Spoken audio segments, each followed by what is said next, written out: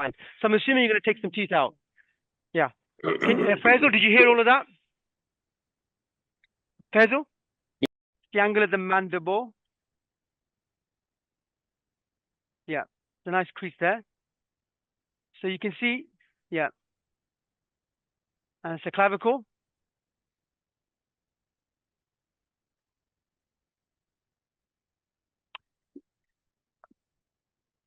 Yeah, so just to say on the screen, so we're going to be using the top line, because obviously it's a 1, 2, 3, because it's a TN naught, right? So T2N naught SCC.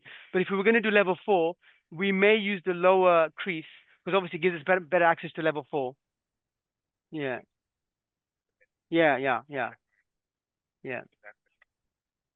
And that's the cricode.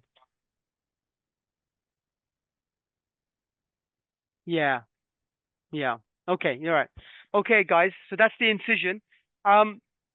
Look, I guess we should really talk about why we do a neck dissection. So I think we recommend for every oral cavity cancer, even if it's a T1 or T2, to offer a level 1 to 3 neck, even with end node disease. It's a standard that we offer every single patient. There is scope for offering central node in some cases, very, very small cases. But again, that's something that is up for debate, and we can maybe discuss it when we're in the boardroom later, because there are various options for neck dissection. But the standard treatment for any oral cavity cancer is to offer a neck dissection, a level 1 to 3 neck dissection, if it's N0. And even obviously if it's N1 or N2, then obviously you would do a 1 to 4. Okay. If you have any questions, please get Dr. Faisal to ask me, and I'll be happy to answer the questions as we go along. So I think they're just injecting with lignocaine the area where they're going to make the incision. Okay. So yeah. So if you have any questions, let me know. I feel like a TV presenter.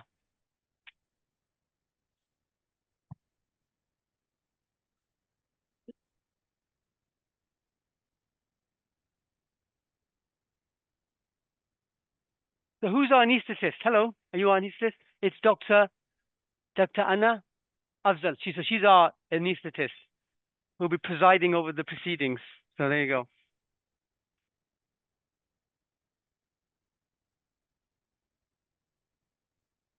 And so this is fantastic that we're starting at 8:30. I have to be honest, normally in my practice, even though I come in at 7:30, the patient isn't on the table before 10:30. I don't know what my anesthetist does, but please don't record this, but they're a lot slower than ours. You got an outline in as well within the time? So, and then in terms of anesthesia, what are you using? Are you just using pure IV sedation, right? IV. Yes. Yes. Okay. And how are you monitoring the fluid balance apart from urine output? Yeah. Yes. Okay. Okay. All right. So they've got an outline in, obviously a standard, and they've got a catheter, and they're going to just monitor fluid balance just to make sure they're not overloading the patient.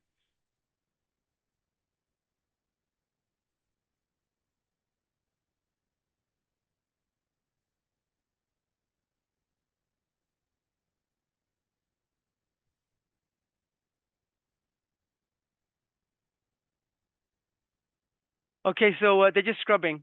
So just to I think that we've probably going to discuss this, but obviously we're going to do the resection. And then obviously the neck dissection. What are you going to do first, Raza? Are you going to do the resection or neck dissection? The resection first. Okay.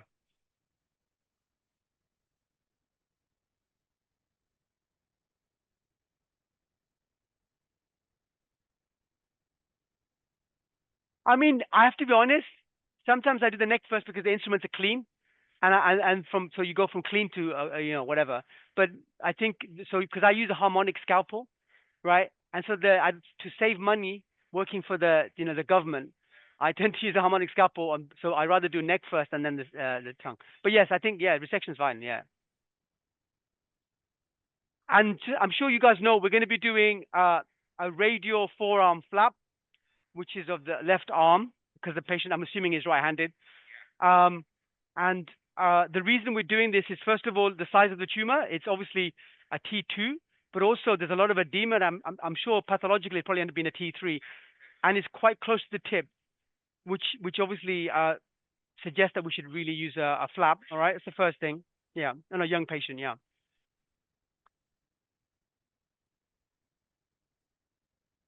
There's no questions, Faisal. I'm getting worried, man.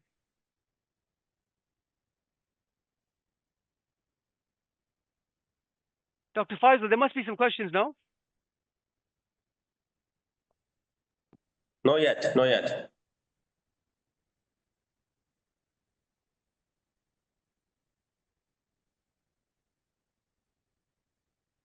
So we have some online audience as well. I think they'll keep on asking questions once the procedure starts.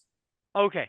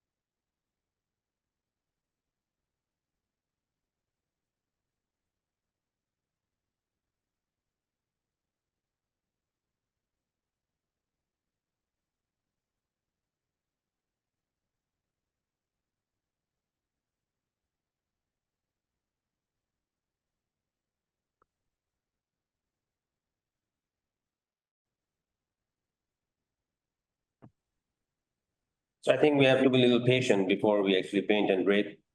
And once the procedure starts, we'll try to explain you more.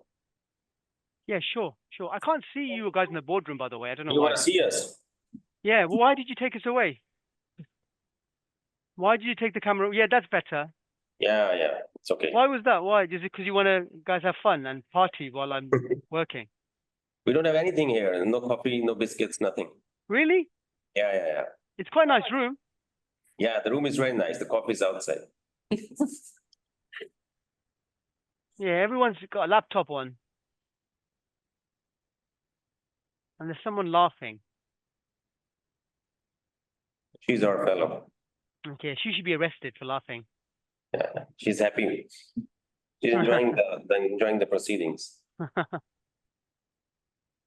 So I have a question, Ahmed. So where do you exactly place your incision, and how much incision do you think is good enough to actually perform a neck dissection? Because if you read some literature, people have different opinions about it.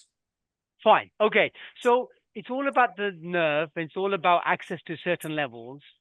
The way I would look at it is I tend to find the skin crease that is maybe a couple of fingers breadth below the mandible, because ideally you want it in a skin crease because it just heals nicer. And in terms of the size, I have to be honest, I probably do a lot quite smaller than that, not because of anything else, but just because it just looks nicer at the end. But if I'm doing micro, so that's just for a neck, so a tongue and a neck without microsurgery, I tend to try and do a smaller scar and just extend the scar, extend the kind of like the way that I do the surgery. But if I'm doing a free flap, then sometimes I go for slightly bigger because it gives me more space to work with when I'm doing micro.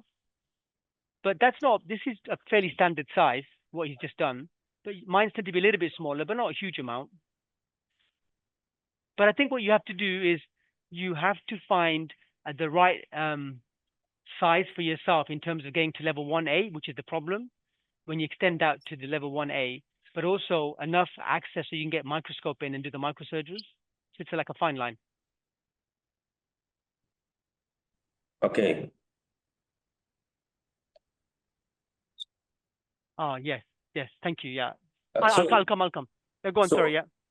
Okay, so another question. So what is your standard diagnostic workup for the oral cavity primary like there are different practices, like some people Sure. have Yeah. CT or MRI. Yeah. I'll do it. Just give me 1 minute. I'm just gonna have some paracetamol and I'll come and tell you that. Okay. Right. Okay.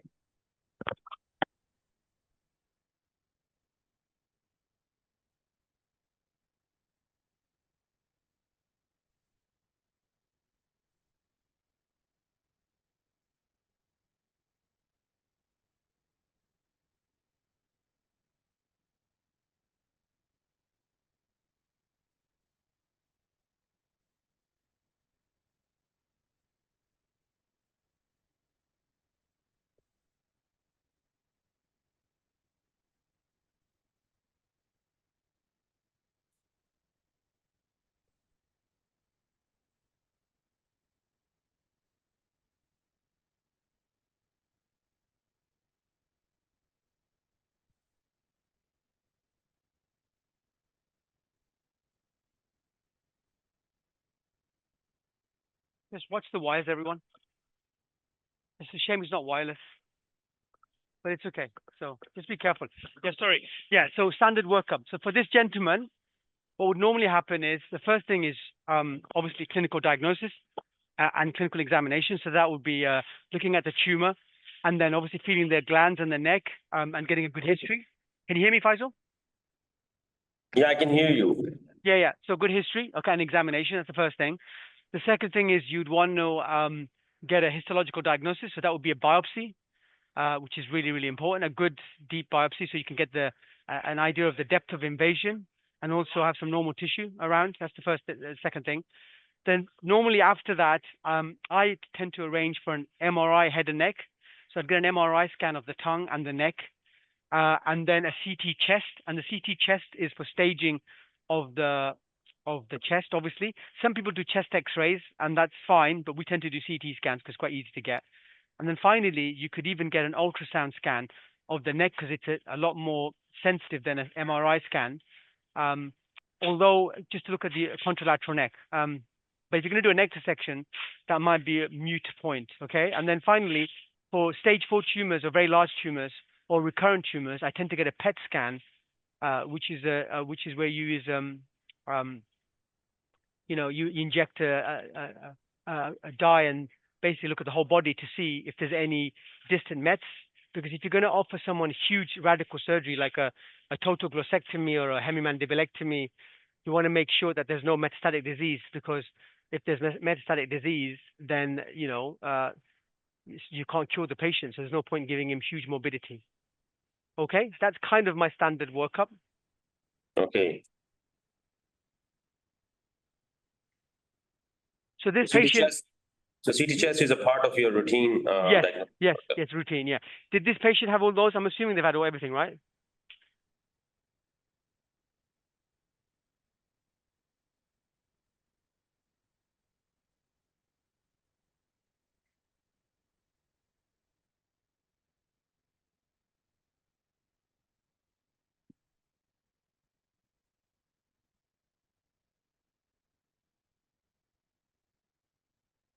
Yeah. So I'm assuming the patient had all of those scans, Faisal. Sorry. I'm assuming the patient had MRI scan. Yeah. The patient had an MRI scan. Okay. Do you want me to move the cameras when you open? Yeah. 1 second.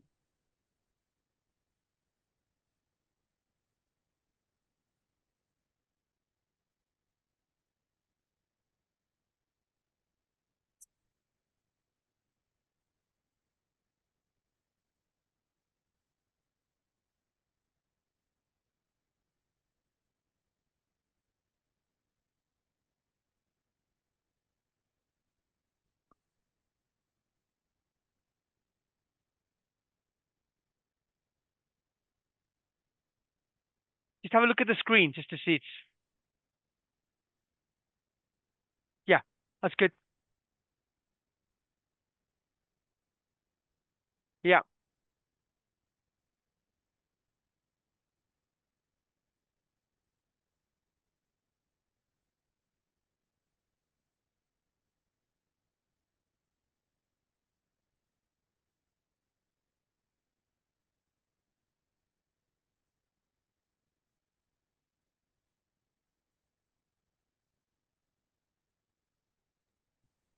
So Ahmed, can you tell how do you actually design your radial forearm skin pedal for the defect in the oral cavity? What are the modifications, or is there any specific way that you do it in your setup? So in my setup, not really. The only time you do a design, there's a couple of variations, okay?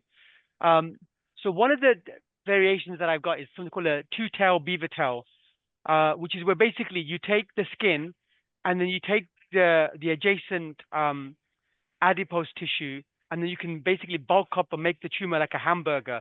So that's if you wanted a little bit more bulk than a radial provides, because the radial is a very thin, pliable flap, so it doesn't really provide any bulk, and sometimes you need a little bit of bulk. So that's one modification. In terms of the skin design, I tend to just honestly just do a 7x5 or 6x4, whatever the size I need. But in certain cases, I will do certain designs. So imagine if I'm doing a like a cheek, but I'm doing a double, you know, inside and outside, then I may create that little design. Or if I'm doing a palate and I want the soft palate and the outside and the inside, then I might design it in a way where the inside lining and the outside lining are separate with a little bridge connecting them. Yeah. So that's one other way to do it. There are other modifications, but they're not probably worth talking about. But generally speaking, for like just a standard, tongue, which is the commonest cause of flora mouth, I just tend to go for a 7x4 or 6x5 or whatever. Because to be honest with you, it's very, very pliable and it just seems to sit however you do it. People have tried really, really clever designs. People have tried taking the nerves and then anastomosing the nerve to get feeling with the lingual nerve. They've tried everything. And to be honest with you, it really makes very little difference. In my opinion, but I'm sure someone else will say that it does. Okay. And do you always include the phallic when you design your skin pedal? Oh, okay. Ironically, over the last, I don't know how many years, I've been doing this about 15 years. So ironically, I've only started taking the cephalic in the last 4 years. And that's because I've had fellows. So I get a lot of fellows every year now. And so I take the cephalic because it becomes a redundant vessel to use for anastomosis. So I would do a VC, an end-to-side VC. When we get to that point, we'll talk about it.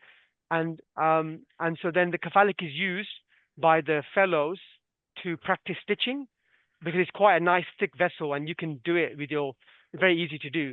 So now I take the cephalic as well. And in rare occasions, when the VCs had a problem, the cephalic has run really well. So there's a very good supply to cephalic. So yes. So ironically, yes, in the last 4 years, I have started taking cephalic just for training, to be honest, more than anything else. But there's a contra argument. So the people always say that the VC has got, it's smaller, which means the flow through it is a lot faster. So there's less chance of thrombosing. And then if you do more than one VC, say if you do cephalic, then you're shunting blood supply from one system to another system, which means that the flow will be reduced. Yeah, the flow will be reduced. Yeah, and so there's a more risk of getting thrombosis. Yeah, but I think so far I've had no major problems. So I tend to, if you're going to be training people, I tend to take the cephalic because it's a fairly easy vessel to anastomose. It's a good rescue vessel.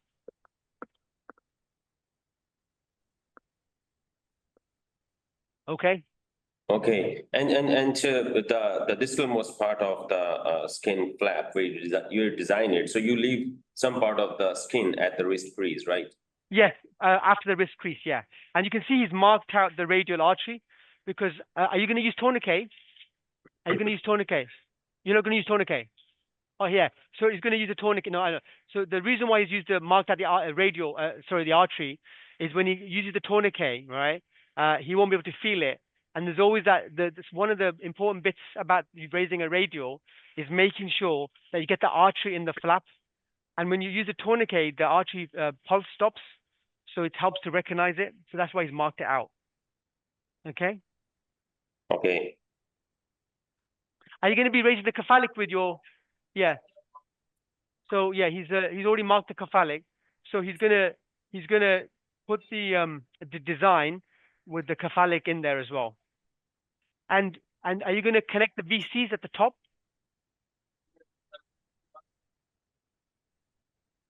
Using the superficial, yeah? Using the external jugular. Yeah, that's pretty standard. Yeah, yeah. So, yeah. So he's going to do 2 veins because he doesn't trust himself. Yeah, are you guys, no, we can't see the oral cavity, but, it's okay, it's okay. No, no, no, no, no. Fine. No, we want it. Yeah, okay. There we go. There you go.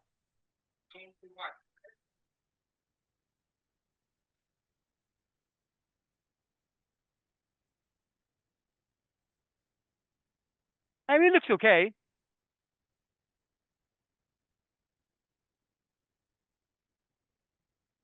Once you put the mouth prop in and pull the tongue forward, it might be okay. So mouth prop and then the tongue, yeah.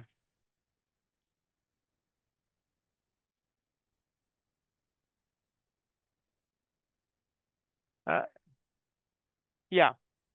And then we can just swing the head a little bit. Yeah, it's fine. You can see it. Yeah, there you go. Yeah.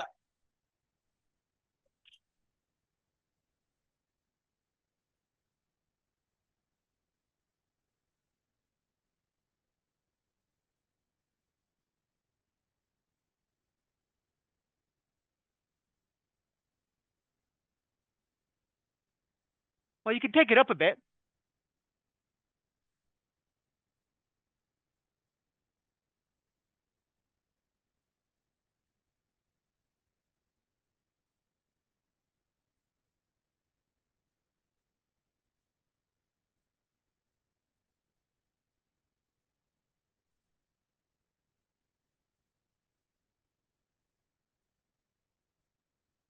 Ahmed, TV presenter.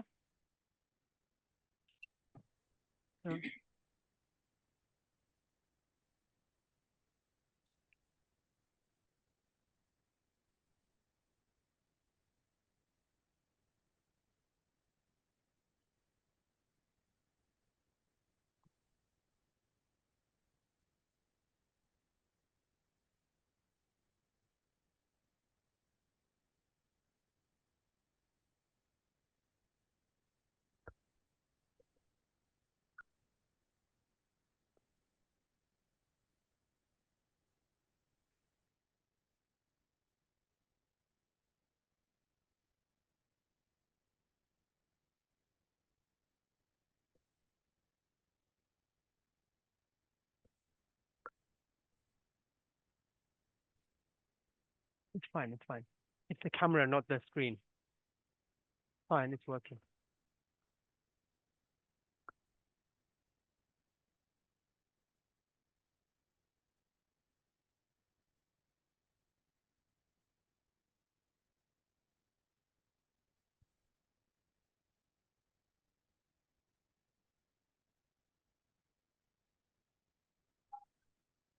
It's like,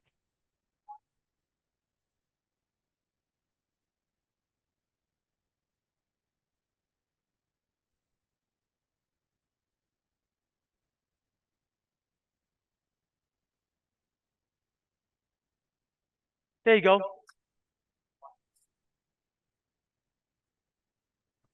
That's fine. Perfect. Yeah.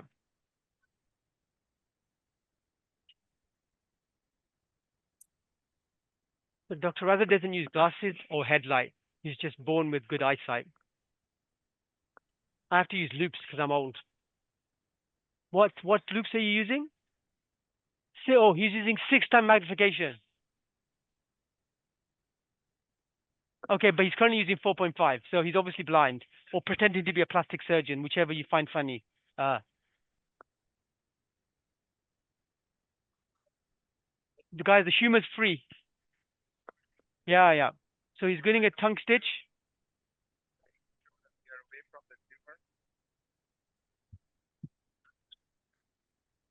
Okay.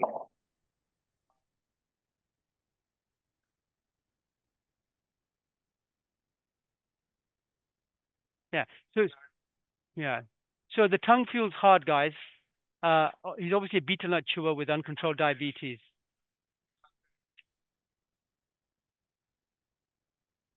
So there you go. Yeah. So Ahmed, you must be getting a lot of patients in the background of oral submucous fibrosis. And we at times feel very difficult to actually reach the posterior extent while doing the resection. So, and some people suggest to have a mandibulotomy to reach the posterior bit of it. So how do you do it? Like, do you always struggle with these patients, or is it just me and Dr. Raza? Sorry, go on. He's just talking. Sorry, Faisal. Yeah. So I was asking, these patients always pose some sort of challenge when it comes to detecting the posterior part of the, or the posterior. Fine. So there's always a problem with the OSF and the mouth opening and struggling with the resection. Yeah. So what Raza's doing, I'll answer your question, but what Raza's doing is obviously he's marked the tumor first, and then what he's doing is feeling it, right, to see the depth, and then he's marking what he feels is giving a good margin of more than a centimeter. So it's more about feeling rather than visual, because obviously the depth you can't see, but you can feel. All right. So that's the first thing. So he's just done that. And then now he's going to get a ruler, and then you can see on the camera. Yeah. And he's just measuring the, so it'd be 6x4. It always is 6x4, which I predicted, you see. But anyway, to your question, sometimes it is difficult to get access to the tongue in submucous fibrosis. I agree. Obviously, there's two options. The first option Raza could do is he could take the teeth out at the back. Yeah. And that will help for the flap not to be bitten. That's the first thing. And the second thing is makes the access a little bit easier. I try not to do a lip split or a mandibulotomy unless I have to, but in buccal carcinomas with severe trismus, I do. And a mandibulotomy is another one that you can do, but ideally, I try and avoid it if I can. But you'll see that Dr. Raza will be taking some teeth out, and then when you take the teeth out, what'll happen is it'll improve the access a little bit more. Yeah, I hope that answers your question. Yeah. Yeah, and he's not using a couplins or anything like that because he's just using bare grunt force, which is fine. Mobile periodontal health. That's why he's making it look easy, yeah? Is that what you wanted me to say? Are you gonna take the lower ones out as well? Yeah. Are you gonna take the lower ones out? Because there's nothing to bite on anyway. Won't you make it easier to resect? Harder to remove them. I know, but I also so no, do what you want, but do what you want, but I think we should. But I'm not telling Dr. Raza what to do. He's a vastly experienced surgeon of 20 years. Just a suggestion. So we're taking out the lower teeth, and then Faisal, that will improve access. But also just remember, afterwards, when the patient bites, won't bite on the flap. That's the second thing. And thirdly, the patient may require radiotherapy depending if the nodes are involved. Yeah, so we could talk about that later. But if the nodes are involved, the patient will require radiotherapy. And for radiotherapy, what you want to do is you want to be taking out teeth directly in line, or any teeth that are a little bit dubious or periodontally involved, because otherwise there's a risk of osteoradionecrosis. So you have to think about like the future of the patient as well. So this is quite a deep, tumor. I'm almost certain it's going to be at least more than a centimeter in depth, and there's a possibility that he will have neck nodes, and the fact that he's immunosuppressed with diabetes as well. So I think that you got to think that he may need radiotherapy in the future as well. Yeah. Do you not agree?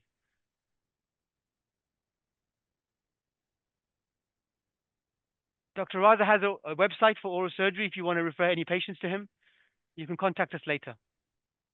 There you go, free advertising. But you don't. You're not allowed to work privately.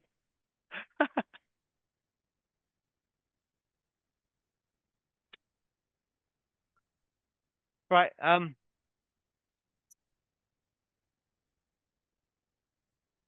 So once the teeth are out, guys, you'll see the access has improved a lot.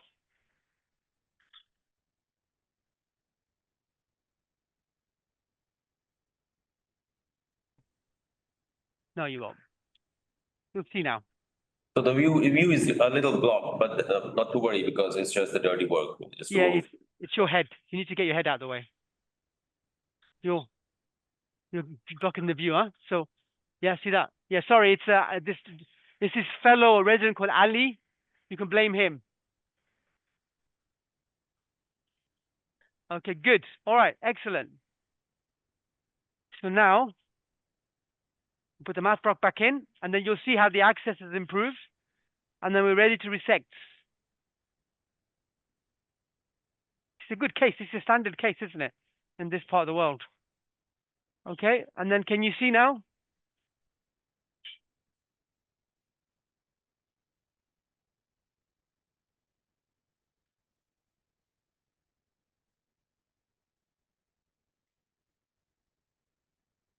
Yeah. It's nice, a nice view. And so can you see how it's just opened it up, Faisal? See how we can see the posterior edge of the tumor now? Yeah? Yeah. So there you go. So he's doing a good over 1 centimeter margin there, and he's marked it out. That's lovely.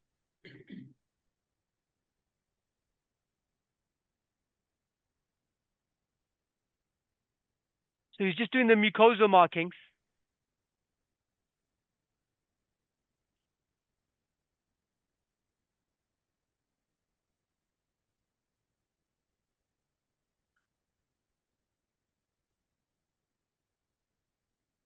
Okay.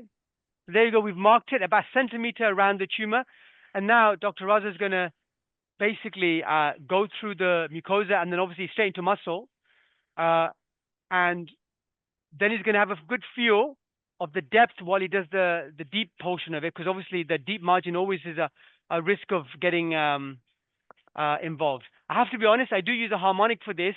Just makes the operation less bloody for me.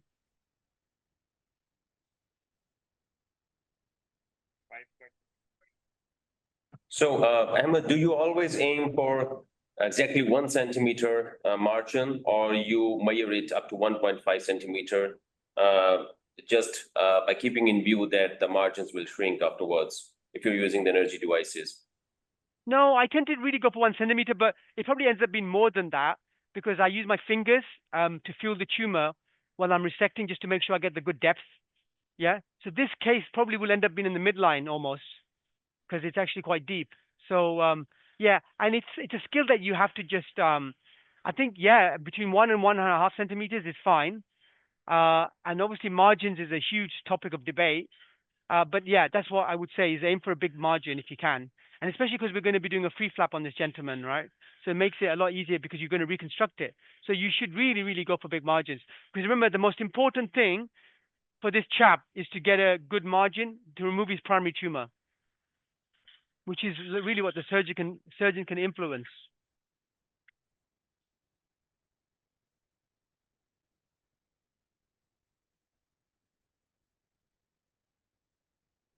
And so rather, you can see he's feeling it. He's almost going to midline, hasn't it? He's feeling the tumor and making sure the depth is really, really important. Yeah. Yeah, I think it's very important that you keep on palpating the disease. Yeah. And the normal tissue. Yeah. Yeah, and you don't have to go as fast as Dr. Raza. I just think he's doing it for the crowd.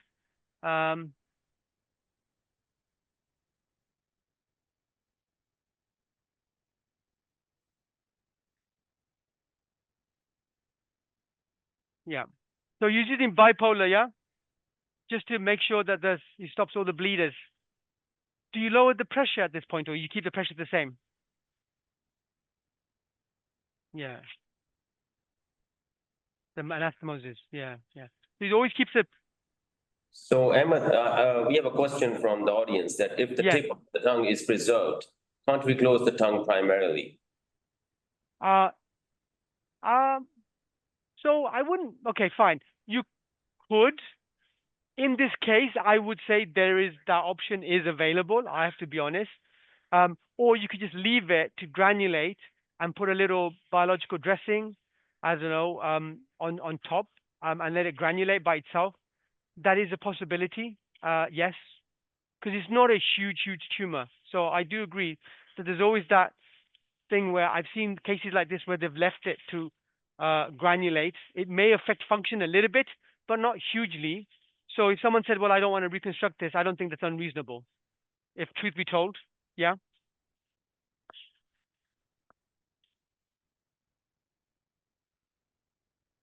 So there you go. He's almost finished the resection.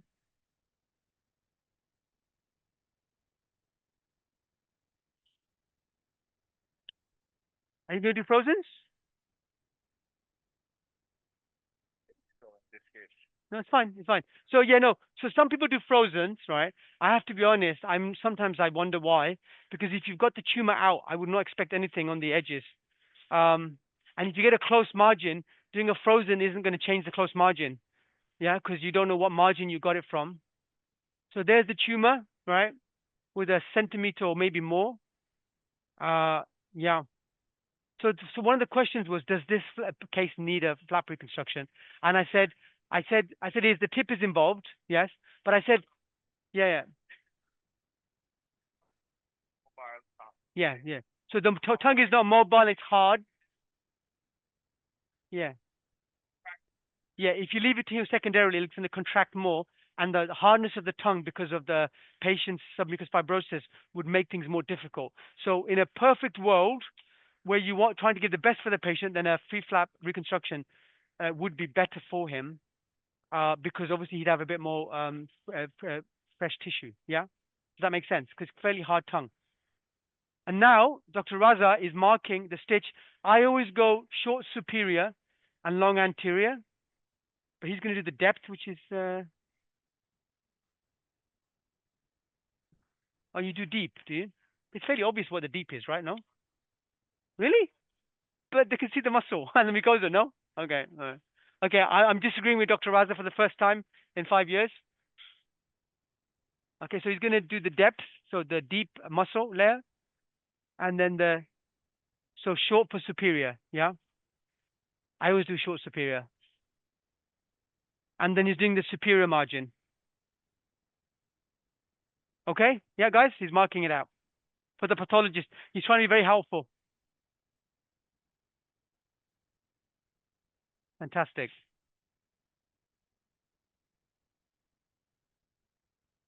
Oh, and he does triple posterior.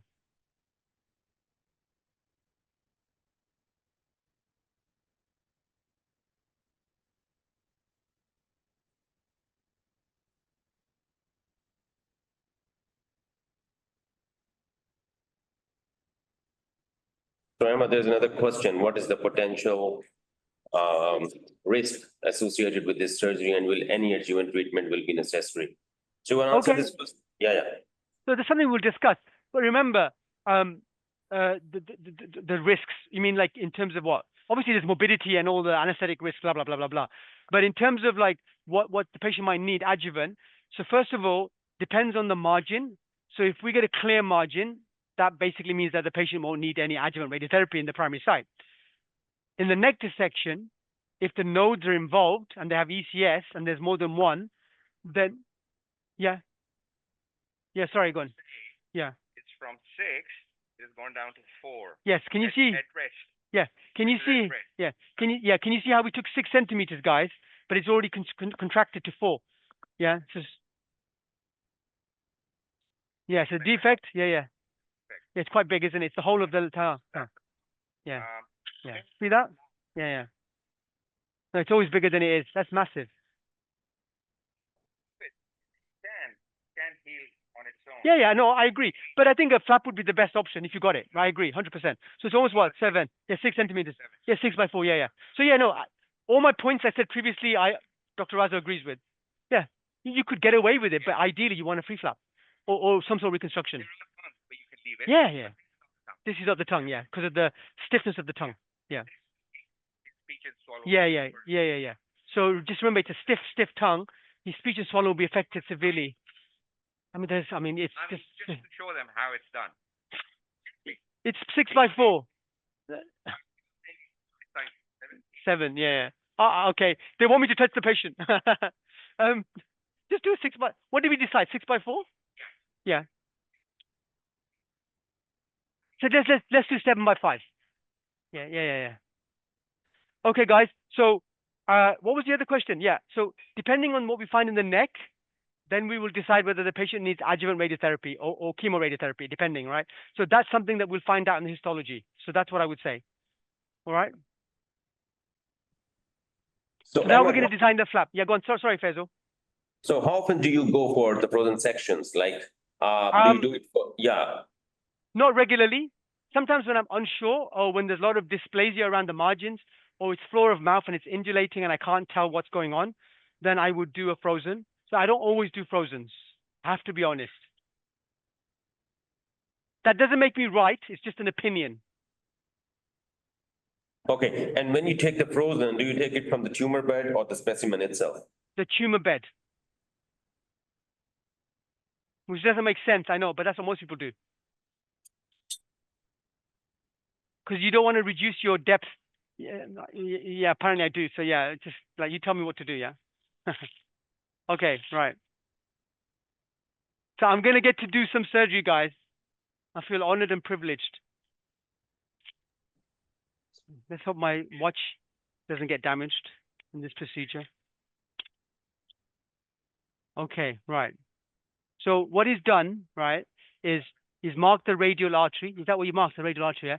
So he's marked the radial artery. You can see that. He's marked the cephalic. And then what we're going to do is we're going to do a crease. So he's going to look at the crease. And so that's kind of like you want to get past that point. So somewhere here, right? So that's the crease, okay? And then he wants to incorporate. So we're going to get a ruler. He wants to incorporate the cephalic, right? So you want to center it. So you want to center it like, yeah, around the radial. Yeah. So we said 7, right? Yeah. So 5 is 5. Yeah. 5. Yeah. So that's 5. Okay. And then do 7. So 3.5. Yeah. Perfect. So that's 7. Okay. And so the shape of the, if you looked at the shape, so you can square it off like this, right? But you don't really need that because it's quite narrow, right? So what you can do is you can just close it a bit easier like this. Yeah. Like that. And then that will be the tip and that will be the base. And then this bit, sorry, no, that'll be the yeah, that'll be the tip, yeah. And then that's about right. I mean, to be honest with you, that would be enough. And then make sure you incorporate the cephalic and that's centered around this. And that's it, really. I don't think there's any magic to it. Now, I was talking about the double two-tail beaver tail. So what you do then is when you make this incision, so you're going to make this incision, right, like this, is what you can do is instead of like going straight through, you can just lift the skin up, right? And then here, like this, you can take the subdermal tissue, but not the skin, right? And so then you've got cephalic and you've got radial, and then you've got this beaver tail, right? And we call it two-tail beaver tail. And then you can roll it up, and then you've got a bit more bulk if you want to do that, okay? Yeah? And so what you do is you roll it, you release it in the middle, and then you roll it, and then you suddenly got bulk. And so if you can't do an ALT because the patient's got really, because the other option is ALT, because it's really, really big, etc., bulky, then this is a really, really quick way of adding bulk. And actually, if you're doing a hemiglossectomy, I've done quite a few cases where you do that, and the shape of it is actually quite nice because what you want to look for is the bulk. So yeah, that'll be called a two-tail beaver tail, and it's quite an easy flap to do. So when you get to that point, I can show you what to do. Is that all right? Yeah, yeah. Just change whatever you want. Okay. All right. I finished. Does that make sense, guys? Yeah.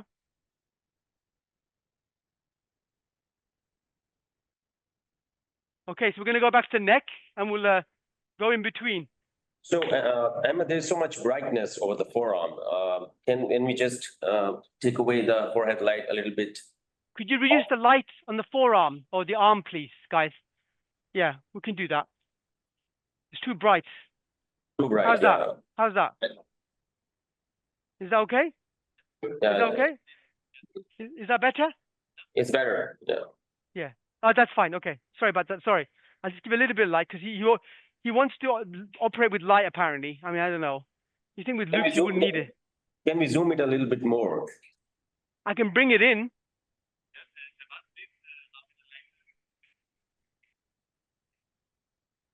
How's that? Can we zoom in with the camera? No, we can't. Is this okay? Yeah, it's okay.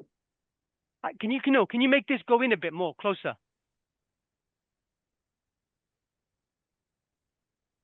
Okay, right. Let's So some plastic surgeons they prefer to use a SMAR for this whatever Hamza is doing. Do you do it on regular basis? What's a SMAR?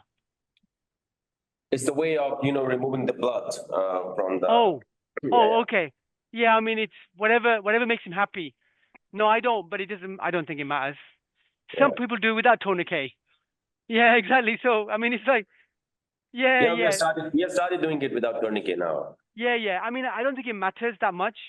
So, remember, the important thing is if you use a tourniquet, is afterwards you must make sure that you stop all the vessels bleeding, because you can have little blood vessels bleeding, and that's the problem.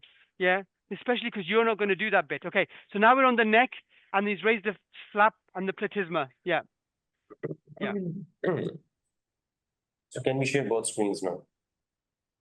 Okay, so he's just raised the skin flap, and now you can see platysma. He's got a nice platysma, this gentleman.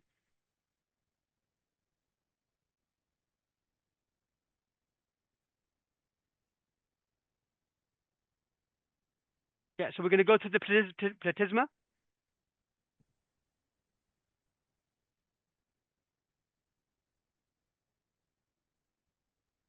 So about the You radial. can tell. Sorry. Uh, Yeah. Yeah. So there are two methodologies. Like some people prefer to do it subfacial and some do it suprafacial. So what's your take on that? So I tend to do suprafascial and then go sub.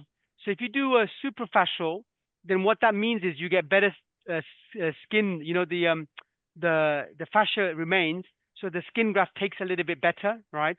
But then you have to go subfascial when you get to the artery. So I think that's the reason why some people do it suprafascial initially. So he's starting in the ulnar side, and then going to move to the radial. Yeah, and he's going to find brachyradialis. But anyway, let's go back to the neck while we do that bit.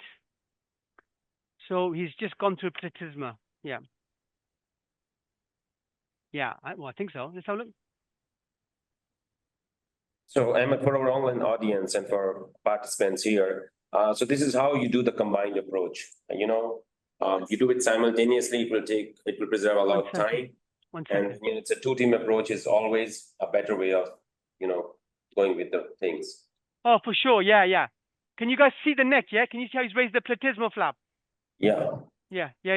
You can tell Dr. Raz has been trained in the UK because they train the best surgeons. Just putting it out there.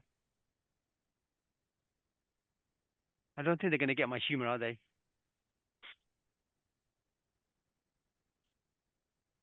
Okay. So what he's doing, guys, is he's raising the platysmal flap to the lower border of the mandible or to the mandible. And on the radial side of things, he's just raising the skin flap. And then you can see the cephalic is coming into view. It's difficult with the light, but I'll take the light away for a second. So you can see the cephalic. Can we move that closer, guys? Just 1 second. No, this. Let's see if I can move it closer. No, you can't? Zoom it. How do I zoom it? Okay, we're going to zoom in to the radial, okay? Faisal, just have a look and see, yeah? Is that better? Yeah, it's very clear. Okay, good. All right. So what he's done now is he's basically got the cephalic, and now he's going to liga the cephalic at the distal end, okay? And then he's going to incorporate the cephalic into the flap. Can you see that? Yeah, so he's ligering the cephalic, guys, yeah? And now he's going to cut the cephalic, and then they're going to continue raising the cephalic. Okay, and now at the neck end, I'm not getting paid for this. You know that, people. Jeez, it's hard work. So there's low borders coming up on the neck and the subplatysmal flap. And so that's going to be the extent. Yeah. So you aim for the lower border of the mandible, right? Yeah, he's feeling the low border. Yeah. Yeah. Nah, you won't be able to see it. So he's undermining the skin flap to get to level 1A, which is the chin point, okay? So this is when he does level 1A. It'll become a little bit easier, all right? Yeah, so he's just undermining it, yeah? Yeah. Yeah. So we're just saying that, you know, yeah, so yeah. So basically in terms of our neck incision, if you notice, it would have been a lot easier to go all the way up the chin. and to make access easier for level 1A, but it's a lot more cosmetic. It's a lot nicer in terms of lymphedema, in terms of like cosmetic appearance, if you don't do that. And you can easily reach level 1A like this, okay? And here, Dr. Is it Ali, is it? Dr. Hamza, right? He's basically tracing the cephalic and then is ligering all the branches going off. And then so, and so basically then slowly going to release the cephalic, okay? So he's not got to the meat of it with the radial artery yet, okay? And Dr. Raza almost has finished, and so Dr. Hamza is very far behind.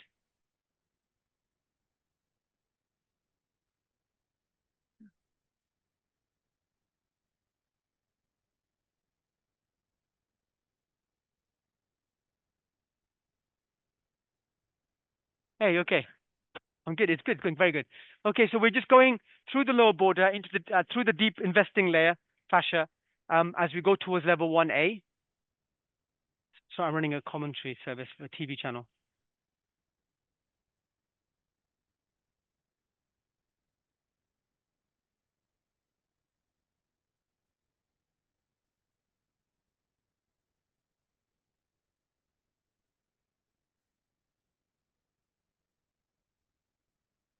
Yeah.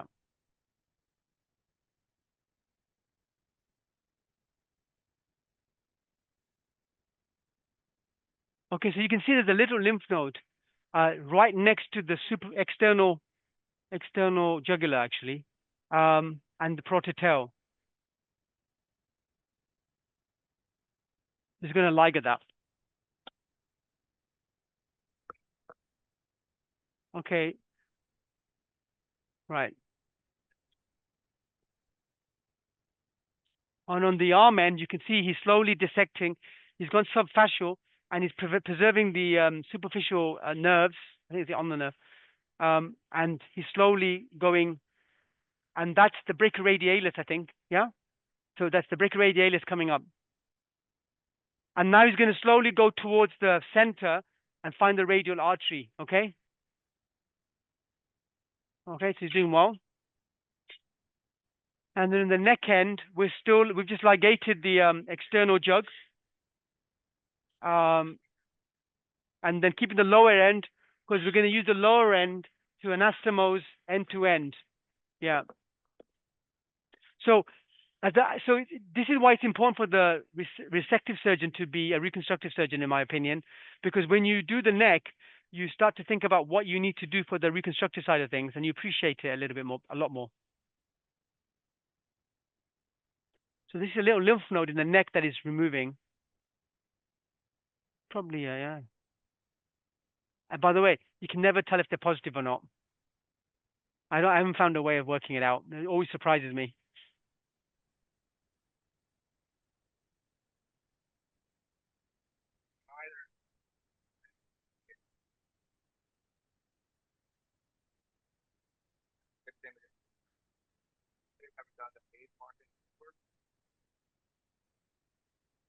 So now he's going to look for the facial vein and the facial artery to do the Hayes-Martin maneuver, which is to try and take the marginal mandibular and protect the marginal mandibular.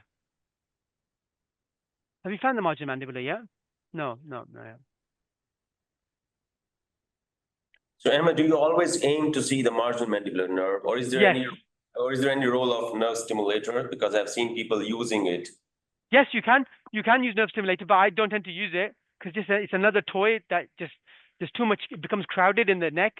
But yeah, you've got to find it. I mean, it's pretty usually you can see it, yes, but you definitely should find it. It's like finding a hypoglossal nerve or finding the accessory nerve. It's something that you should really find because there are some facial lymph node vessels adjacent to that area. And when you're doing, say, a buccal carcinoma, you must always get those nodes because they're always invariably positive, right? So it's really, really important. Remember, I know you want to preserve structures, but you must make sure that you get all the lymph nodes that are relevant because otherwise you're doing a patient a disservice, but he's going to have a nice smile. So let's just move on to the forearm side. What's going on there? Sure. Let's look at the forearm. Yeah, just direct me. Okay. Dr. Hamza's done. Yeah.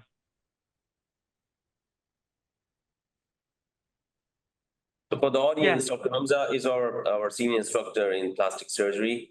Yeah. So he's You done can the see- you ulnar can radial see- a bit. Yeah. Yeah, you can see his brilliant refined skills. Yeah. So he's done the So he's done the ulnar and radial incisions, and he's done superficial and subfascial. He's dissected at the cephalic, and now what he's going to do, he's going to do the bit where he's going to go down the middle and then slowly but surely find the radial artery. Okay. So yeah, he's done the ulnar, he's done the radial incision, and now he's going to slowly go deeper and deeper and find the radial artery. Okay.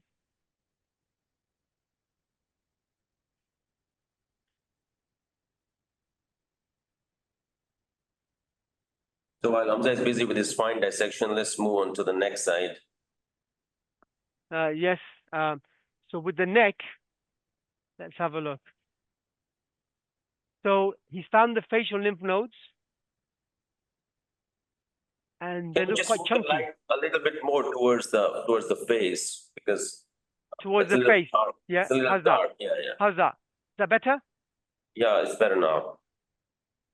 Okay. So he's just going to the lower mode of the mandible, looking for the facial artery and vein, and then he's going to do the Hayes-Martin procedure. Is where he's at.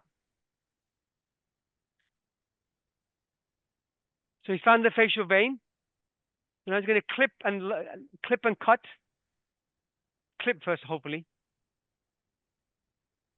And then he's going to tie it and then do a lift. And you can see around that area, if you can see, I'm not sure if it comes clear, it's a lot of chunky lymph nodes, yeah? Always a lot of facial lymph nodes, yeah? And it's really, really important to dissect that area out, guys, because it's really important in terms of staging. Can you do us a favor? So I Picture can point that this way, just plot me, from yeah? on the screen. This is Yeah. the level one. Yeah.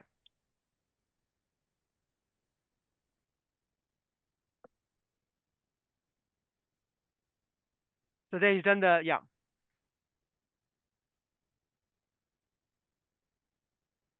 I'm famous.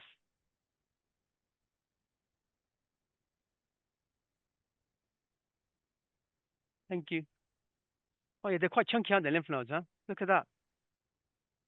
That doesn't necessarily mean they're positive, but they just do look chunky. Yeah. And then can you see, yes. So remember the artery's in front, and can you see it pumping away? So that's the facial artery as it goes through the submandibular gland and out to the angle of the mandible, or close to the angle of the mandible. So now that's going to be ligate. I hope you can see that. So now he's got a clip around the facial artery at the superficial end as it goes towards the mandible and up. Yeah, it's good. It looks good. It's nice. Okay. Right, let's have a look at the Can yes. you ask someone to bring the camera in the middle, because we can't see the neck now. Okay, I'll do that. Is that better? Yeah, that's fine.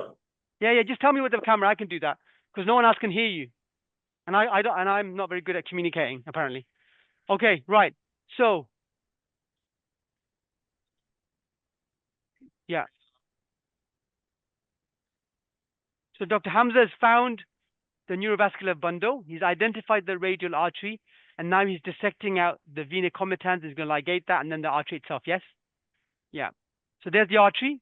I don't know if you can see it. Look at the arm, guys. Yeah. Yeah, we So all can see it. Yeah, so he's got the radial artery. That is the, he's found it. He's happy. And he's going to ligate it. Is that the radial artery, yeah? It's a vein, sorry. It's a vein first, yeah. Oh, he's ligating the vein first.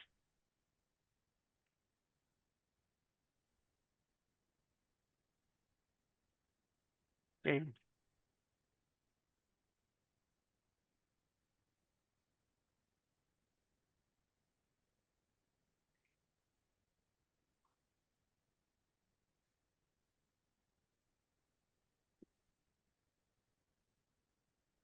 Okay.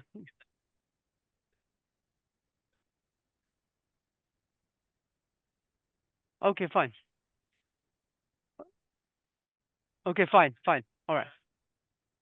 Okay, just to say, guys, like we're not going to ligate the radial artery at this point. We're going to raise the rest of the flap and then ligate the radial artery. And it's just Dr. Raz's practice, just because he wants to make sure that the perfusion is very good, and that's fine. It's just a different way of doing it. So you'll see that. So he's going to raise he's got the artery now, and then he's going to go up slowly up and raise the flap. I mean, it's effectively just a skin graft, just made complicated by surgeons. Right, in the neck end, yeah.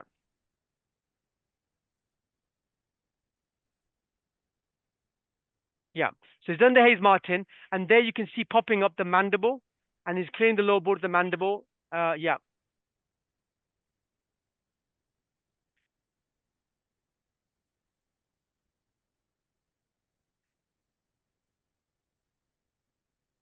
You don't necessarily have to make a vertical incision. It's just a little bit more retraction, and then you can reach the level 1, right? Yes, yes, yes, yes.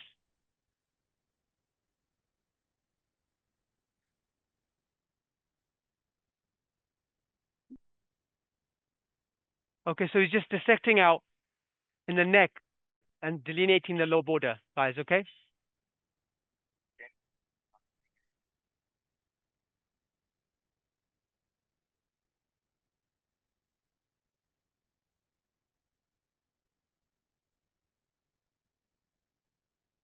Yeah. So now you can see the digastric coming up anteriorly in the neck. Yeah.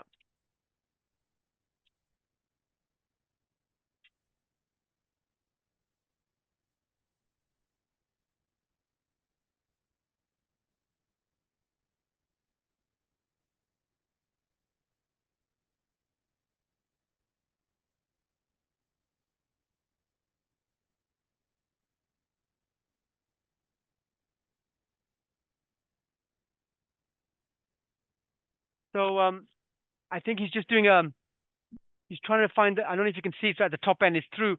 He's just doing the digastric, the anterior border of anterior belly of digastric, and then he's just doing just basically delineating digastric. Yeah.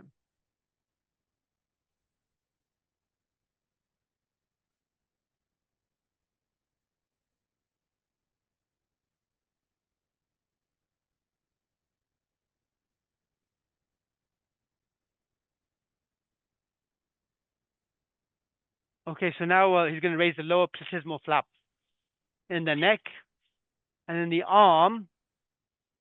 So he's basically in the arm, he's just buzzing all the little perforators, muscular perforators going in, and he's going to be going on the brachoradialis, and then slowly dissecting the radial artery all the way along, because it just goes underneath brachoradialis, and his scissors are on brachoradialis as we speak,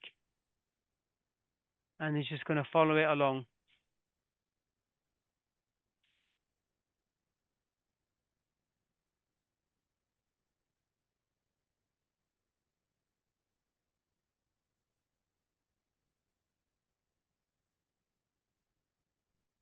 Right, back to the neck. Right, so they're raising the lower platysmal flap, and they'll get to the omohyoid, or look at the omohyoid before they do anything else. And so just you can see they're on sternomastoid, the muscle. And Dr. Raza is letting his fellow do it, which is on live national TV. So I hope there's no pressure. He's not feeling any pressure, Raza. Really in a minute. Oh, when he gets into the thyroid.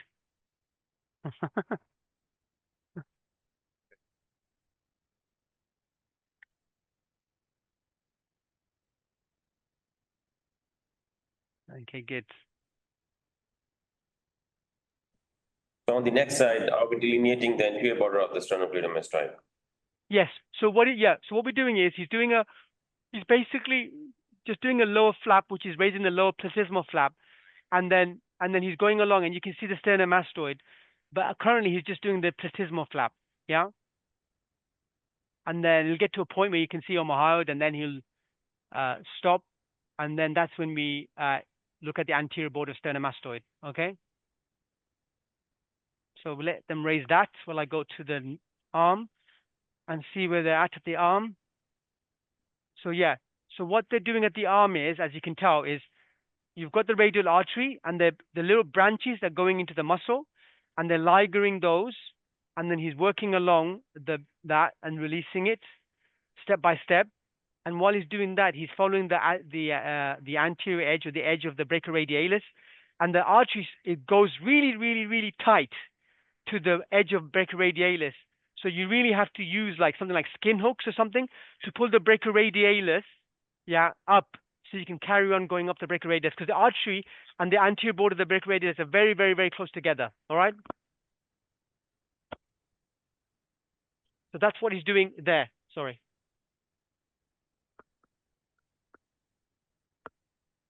See, they're paying me for this as a commentator, you know? Really? You're just saying that. Someone just said I'm doing a wonderful job, but I don't believe them. They've all been paid to be nice. Right, where are we now? Okay, so that's okay. It's all right. Yeah. We can see. Yeah. So we've done the raise the lower platysmal flap, and now what we're going to do is we're going to delineate the anterior edge of SCM.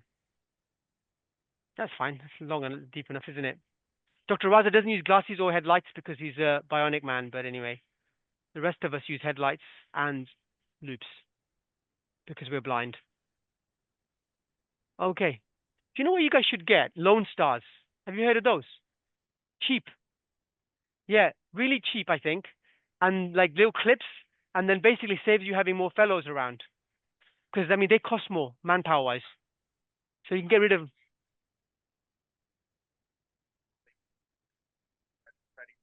Yeah. Yeah. So he's going to go to the anterior edge of sternomastoid, and then he's going to delineate and pull back the sternomastoid. And just underneath sternomastoid, you're going to see the jugular digastric lymph node chain, right? And then just underneath that is something called the IJV. All right. So that's what Dr. Raza is going to do now. So he's going up and down, wide field, and literally you're going to be able to see the whole of the SCM delineated. Someone's already done the lymph node dissection.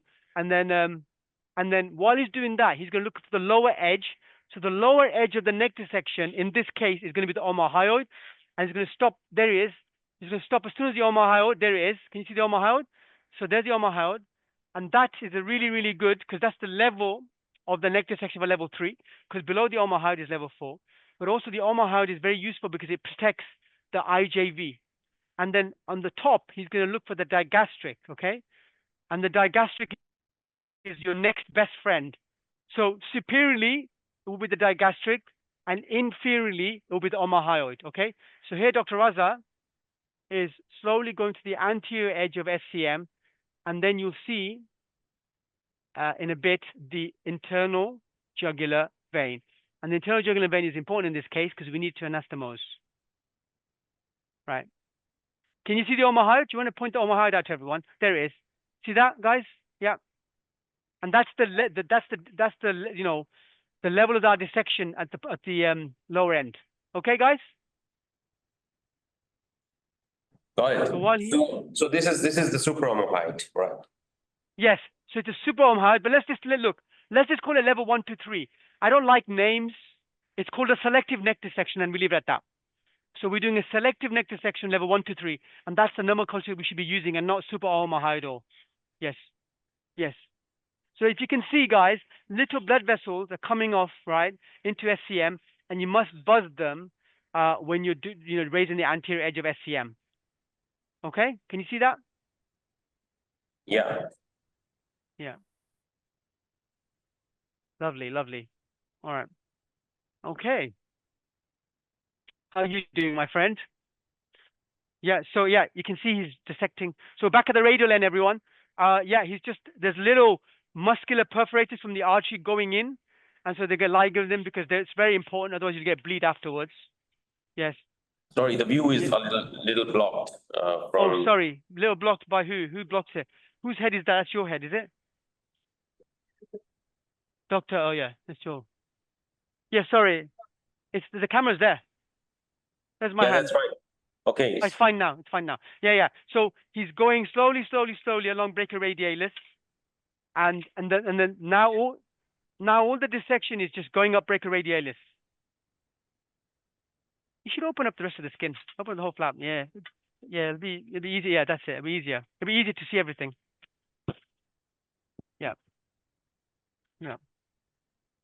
Right. Back to the neck end, and so here you can see Dr. Raza has delineated that. Yeah. That's it, yeah, yeah. Because that's as far as we want to go, really. Because you want to get to the posterior edge of SCM, but not further. Because if you go behind the posterior edge of SCM, then it becomes level 5, right?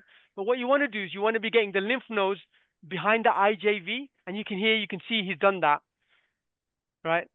And there you can see IJV. Lovely.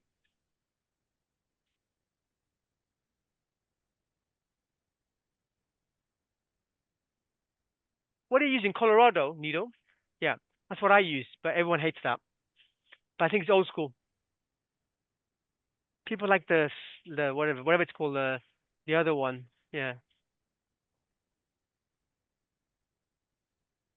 Okay, now we're going to go to the top and finish off level 1.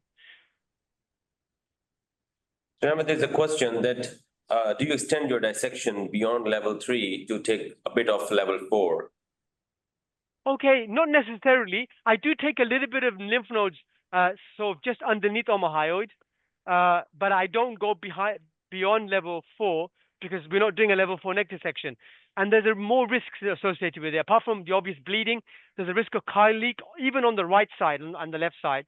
So there's always that risk as well. And plus, you get to a point where you literally, you're going to be at the lung apex because it's underneath the clavicle, right? Because remember, you have to go into the supraclavicular. So I do sometimes just pull a little bit of tissue up, but remember, we're doing a selective neck dissection, and what that means is that we are taking lymph node sampling, right? We're not doing a lymph node clearance. That's the first thing. And the second thing is that we know that the chances of getting a level 4 lymph node is very small, less than a few percent, right? So ultimately, you want to try to reduce morbidity while maximizing, the staging procedure. Okay? Because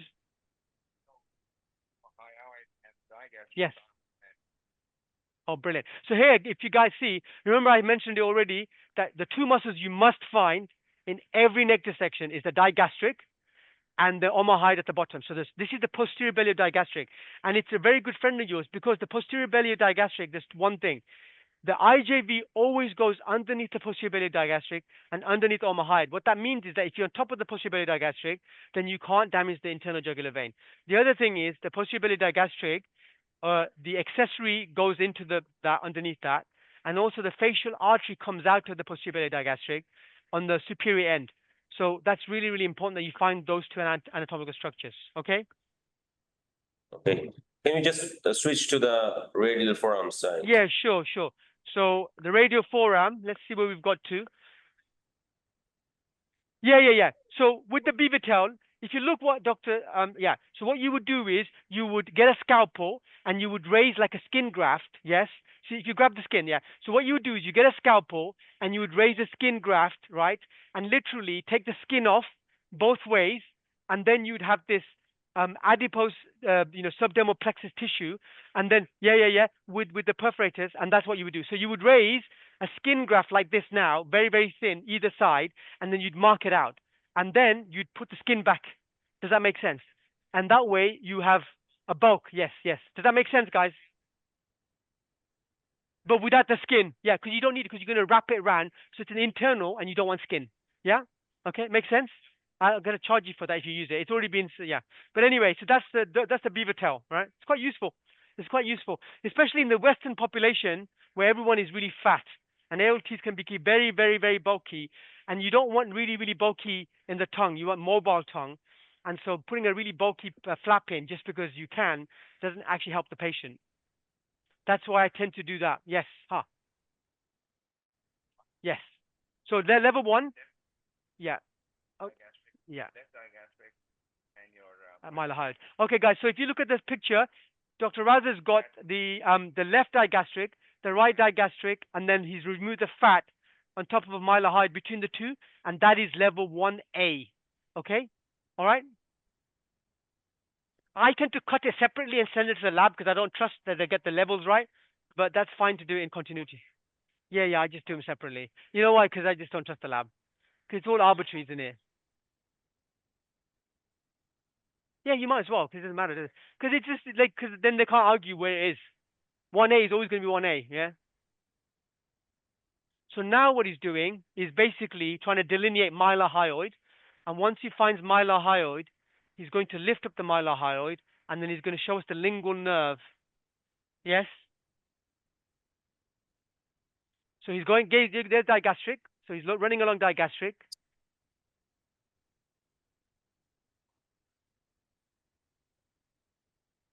Yeah, it's a shame we're not doing a segmental flap, you know, that'd be quite interesting.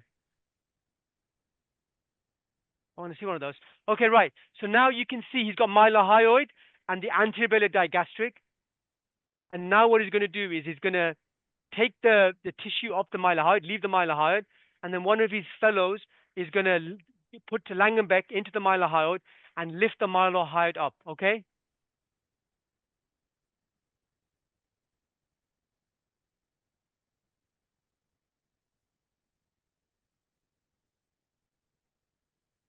His settings are 25, right? You got 25 on the bipolar? Yeah, he's 25, guys, in case you're wondering what you want to copy his settings. Okay, now what you'll see now is someone's going to put Langenbeck and then lift it, and then on the, so you can see mylar hyoid, you can see anterior digastric, and what we're holding on to is the submandibular gland, okay? And then remember the deeper aspect of the gland is underneath mylar hyoid, okay? And the reason why Dr. Raza doesn't have the mic is because he swears a lot. So here you are lifting the mylar hyoid. Yeah. With the Langenbeck. Yeah. And then this is the other part of the gland, the submandibular gland, the oral part of it, underneath mylar hyoid, yes?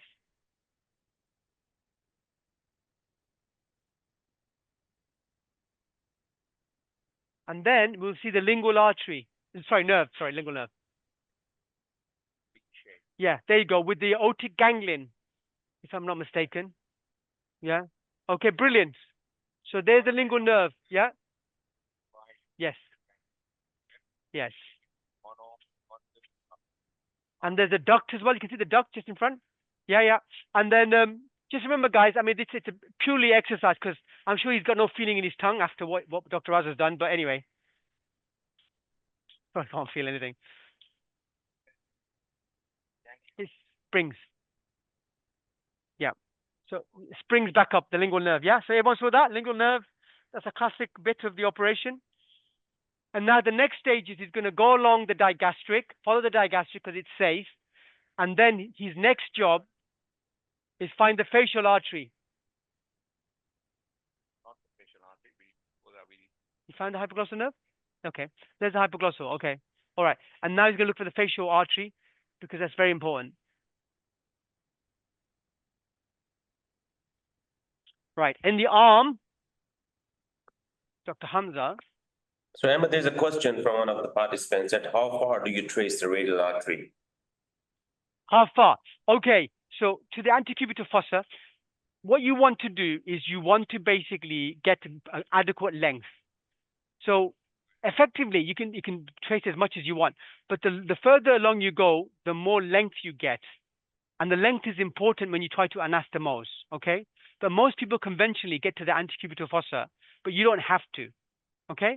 So you could literally stop a centimeter, but normally people want as much length as possible because just in case there's a problem finding the right vessel. If you can't get into the facial artery, you might need to use a superior thyroid. You may need a bit of length because the radial artery is really important for length. So yeah. Okay, now. Can we just move the cam one a little bit further? Which cam is that? Which is this? The radial forearm part. The radial forearm. Yeah. What do you want me to do with the camera? So we are not able to see the proximal part of the dissection. How's that? Yeah, that's fine. That's fine. That's okay, better. no problem. Okay. Okay, now we're going to go back to the neck. And Dr. Raza is looking for the facial artery, which is there. He's got it. And just remember, the facial artery goes into the submandibular gland, but comes out on the posterior aspect of the digastric. And here you go. He's there you go. Can you see that there's a gland in his left hand, and now he's dissecting the artery, which is there, just there. And just remember, the facial artery goes through the submandibular gland, gives off branches, and then becomes, goes up the mandible. So we've already ligated at the top, and now we're going to do is ligate it at the bottom and leave the facial artery stump, which is important for our anastomosis. So you want to give it as plenty length as possible, always to try and preserve as much length as possible. So Ahmed, what artery do you prefer for the anastomosis? So I would say 80% of the time I use the facial artery, and then 20% of the time I use the superior thyroid. And that's just because sometimes the way it sits, or the size or the caliber of the vessel of the radial, because sometimes it's quite small, and I try to get a good vessel match. And very rarely do I use a carotid, external carotid, rolled over. Okay, there you can see he's isolated the artery, and now he's going to just basically ligar it and then take off level the submandibular gland.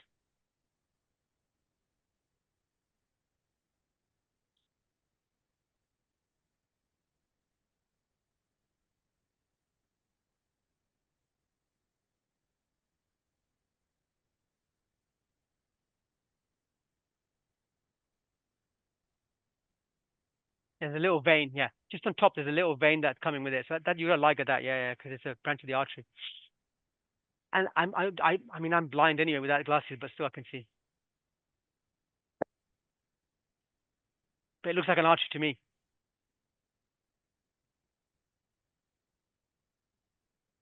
So what Hamza is doing on the other side of it? Sure. So now What's happening in the south? What's happening in the south? So in the south, in South Punjab, so Hamza is dissected out. Now he's going to release the tissue on the. So there's the artery. So he's just basically releasing all the muscular perforators going into the muscle, and then slowly working his way up. He's doing quite well, actually. So on his thumb on the left hand, he's got the artery. He's feeling it, and he's just basically dissecting it off. And there's little branches that go to the muscle, and they all have to be buzzed, because otherwise you'll have a problem afterwards with bleeding, yeah? And there's lots of them. And there you go, he's ligaring and releasing, and then slowly but surely it's coming along. It's a very easy flap, guys, to raise. Anyone can do it. You agree, Hamza, don't you? Yeah. No, I didn't say that. I just said it's an easy flap. Okay, look, he's almost done, yeah.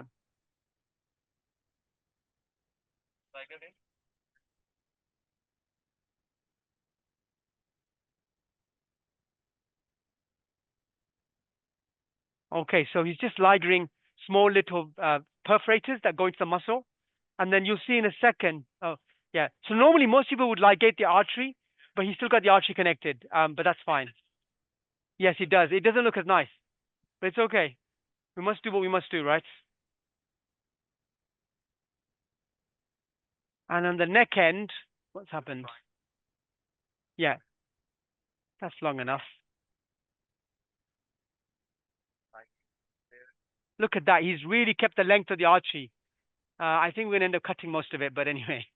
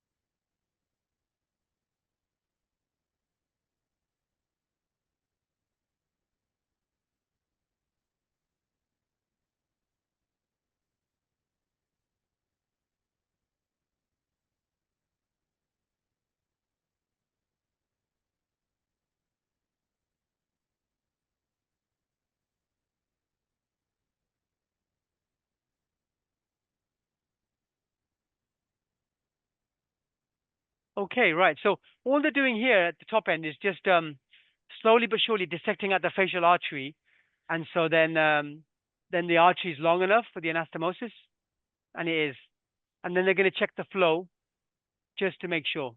There you go. So there's the artery, and all that's left is yeah, underneath, yeah.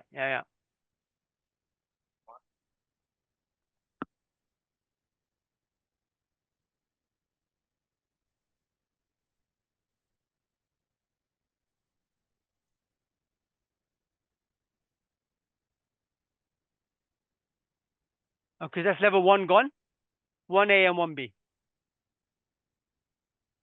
Okay, and then you can see, yeah.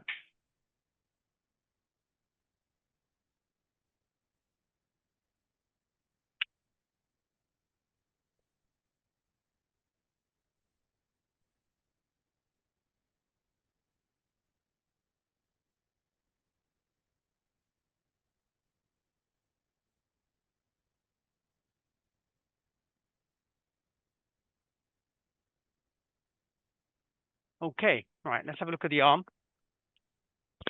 With the arm, so yeah, you can see it's almost, he's just carrying on just under the brachyradialis. You can see he's on top of the brachyradialis, and he's basically working on the anterior edge and releasing the artery, and then he's also taking the cephalic, which is the big vein, blue thing on top. And then obviously the radial artery has two other veins, which is called the vena comitans, or the accompanying veins, and they're attached next to the radial artery. And so they'll be coming along as he's dissecting the artery.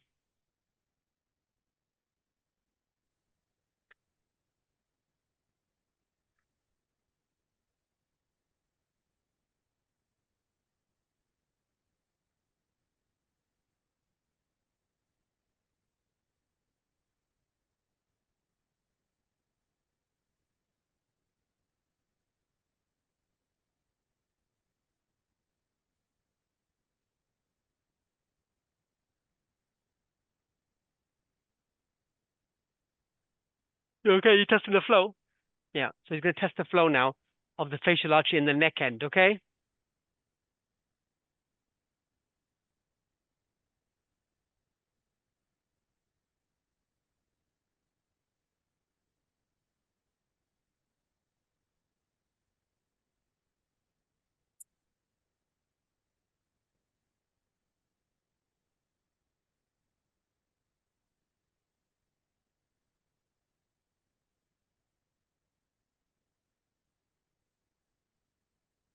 See the flow.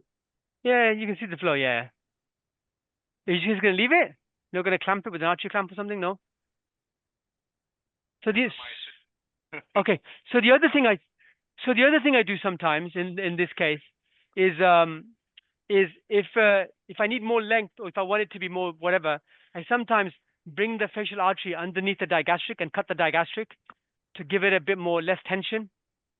But I don't think in this case you need that. There you go. See. You can see Nice. that, yeah. There you go, Yeah. artery. There you go. That's what you want to do.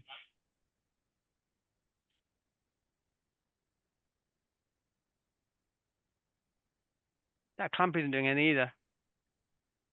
Okay, good. So that's the facial artery dissected and ready. And the next thing he's going to do is go down the IJV and take the jugular digastric veins in level 3. And then in the radial end, what they're doing here is he's lifting the brachyradialis, I think. And he's just slowly, it's a bit boring, chasing the radial artery.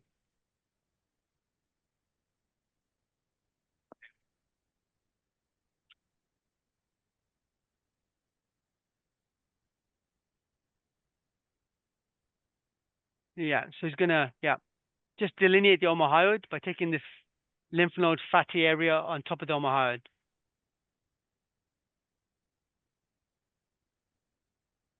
There are a lot of Yeah. anterior vessels. This is omohyoid, right? Yes, he's on top of omohyoid, and there's a lot of anterior vessels that always bleed in that area. And then just behind that will be the thyroid.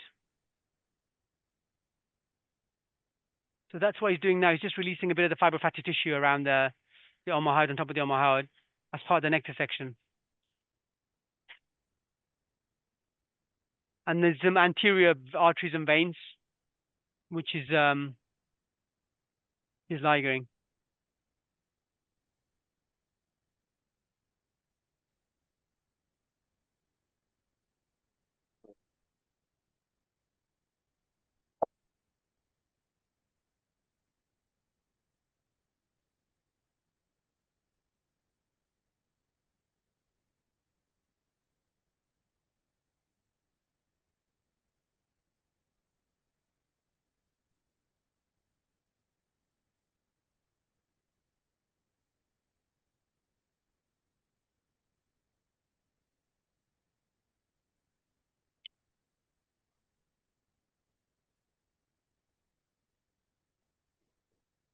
Oh, no, no, no, no.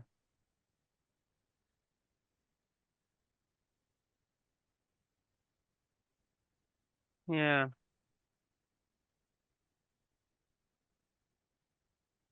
So Hamza is about to finish, right? Let's have a look. He's got a long way to go, but yeah. Let's have a look. Yeah, yeah. So, okay, guys. So you can see now that you can still see the two blue lines and then the middle bit, and that's the artery in the middle. So there's two VCs with the blue, see the blue lines? That's the two vena comitans, or the two veins, and in the middle is the artery, and now he's just dissecting it up and up and up.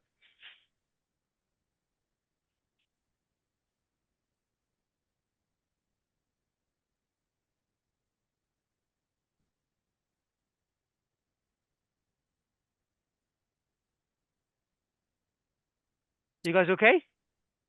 Just stop it from restarting. Snooze, snooze.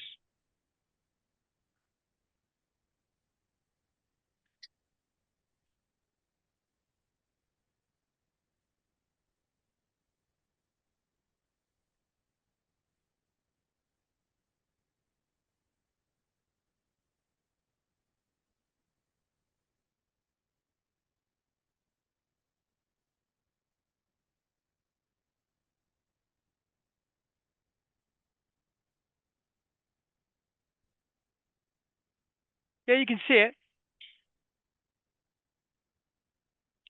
It's here, it's there, it's there. It's at the bottom.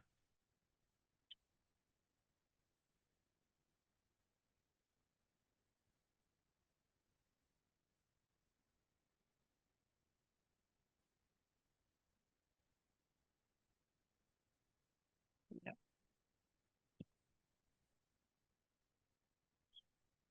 I think it's all right, yeah. Can you guys see the omohyoid? Faisal? Yeah, yeah, yeah. Yeah, they can see the omohyoid, yeah.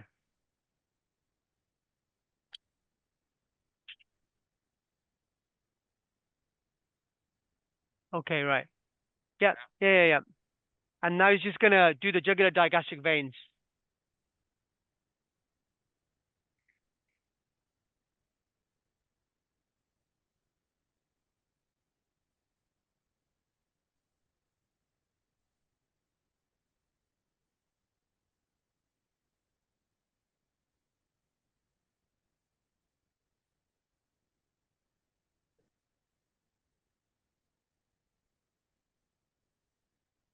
So he's just dissecting the jugular digastric lymph nodes, which go along a chain all the way along the IJV, and he's going to do it from omohyoid at the bottom to digastric at the top. Okay.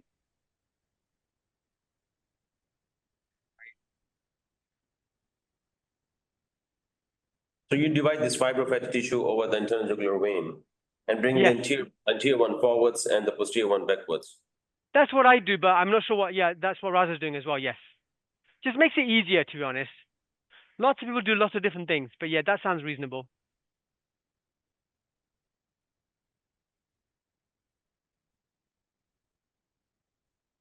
So the view is a little blocked. If we can go Who's around. blocking it? Is it Raza's head? Yeah, always. Okay, let me know. Let me know when it's better. Is it better? Yeah, that's fine. Okay. Yeah. Okay, that's fine. Yeah, that's fine. So you can see the vein over here. Yeah, you can see the IJV all the way along. It's the blue thing. Blue tube. Can't miss it.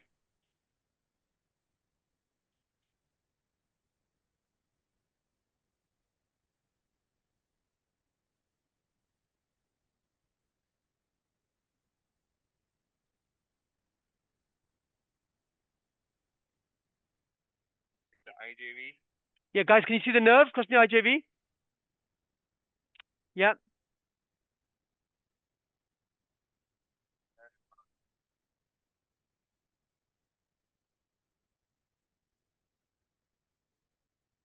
Well, depends on my mood. So he's just dissecting, yeah. So now he's just doing level, yeah. So he's doing the posterior level 3 and stroke level 4. Tiny bit of level 4. He's just pulled a little bit up. That's diagnostic. Yeah, there's a digastric, guys. Sorry, omohyoid. Sorry, Omaha, yeah.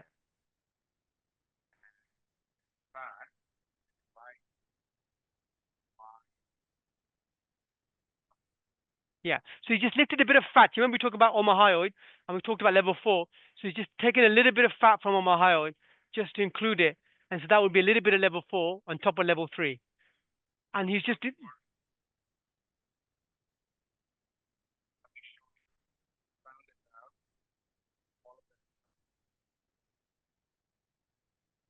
I don't know, probably not.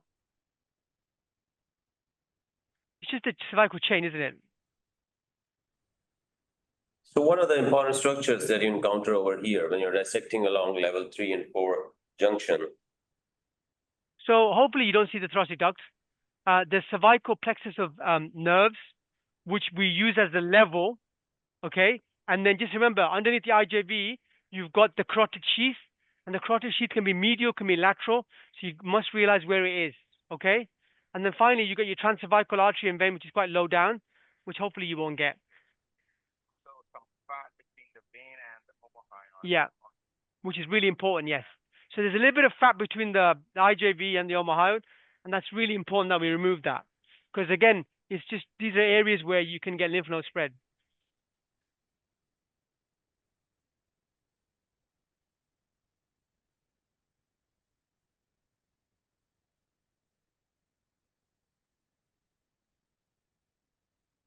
So you know, in the old days, this region, I used to use a scalpel, and you know what I do now? I actually use a scissors and go straight up the middle and divide into anterior and posterior, and then it just saves about another half an hour.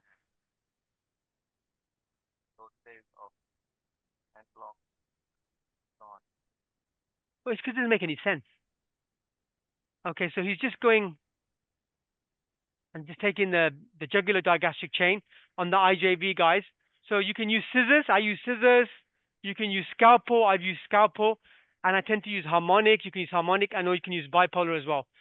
And all you're doing is just taking those lymph nodes on top of the IJV whilst trying to prevent making a hole in the IJV, which you don't want. Okay, now for the arm, he's practically finished, really. He's raised the cephalic, he's raised the radial, and you can see he's just dissecting up the arch. How far are you going to go up? Where are you going to stop? There. No, you don't need that much length now. You're going to stop soon, yeah. Yeah. There, and then stop, yeah. Yeah, just try and get as much length as you can. You never know.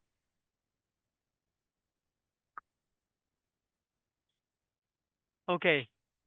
So I think the pedicle length of 6 to 7 centimeter is reasonably good. Yes. I mean, he'll be fine, I think. What we're trying to do now is Dr. Raza is trying to find the accessory. So he's trying to find the accessory for you guys. And the accessory is behind the IJV, and it goes into the posterior biliary digastric, just underneath it. And it divides level 2A and level 2B. So 2B is north or above the accessory, and 2A is below the accessory. So we're trying to find the accessory, preserve the accessory, and take the lymph nodes. Yeah. Now, I don't know if, can you see the accessory, guys? I'm going to move the camera. Let me know if you can see it. Anyone see the accessory? No. Can you just zoom? No, we can't. Can you just zoom it out a little. I'm not sure how to do that. Zoom out. I don't know how to do zoom out. So, Oh, hang on. You can't see anything, we're can you? we're not in the middle, actually. You know, I can only see the gauze. How's that? No. Yeah, maybe a little towards the head side. Yeah. Can you? Yeah. And you can just Yeah. take the light a little away. I mean, it's very close to the surgical bed. Yeah, that's a bit more towards the head side. Yeah. I'm trying.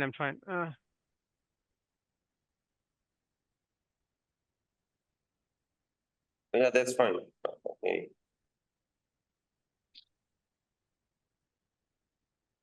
I don't know, it's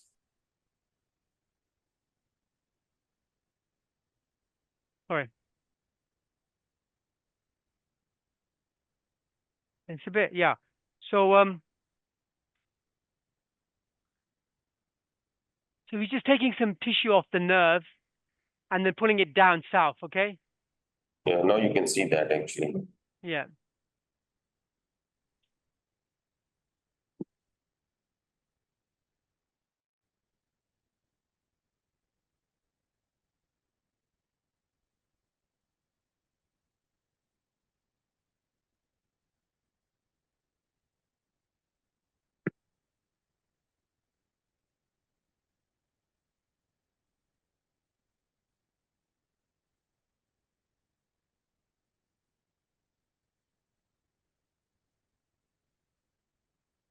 Yeah. Here's the IGV. Yes.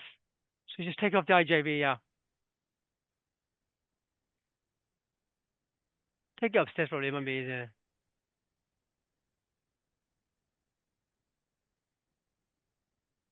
So we're just taking out the nodes of the IJV as we thought. Yeah.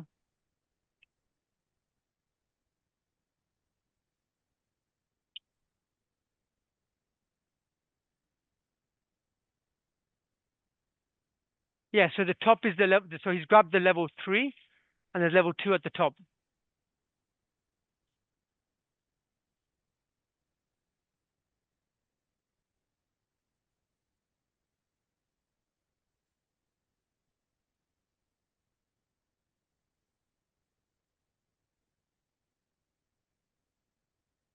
Yeah.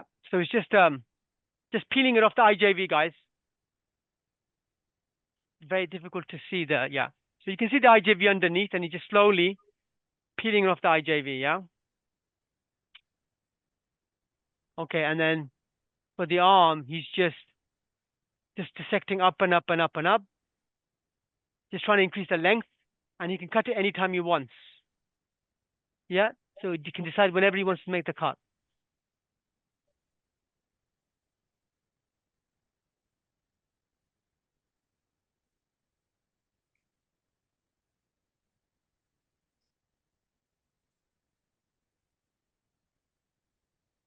Okay. So Ahmed, this white structure that I can see is the nerve, right? That's the answer. That's the answer. Okay. Yeah, going along along the IJV. That's just on top of the IJV, I think. So it's making a loop over the vein, right? Yes, that's the answer. Because just underneath is the vein, yeah?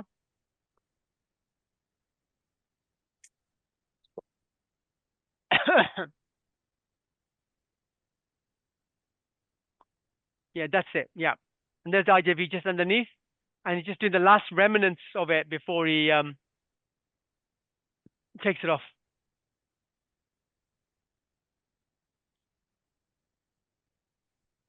What was the tourniquet time?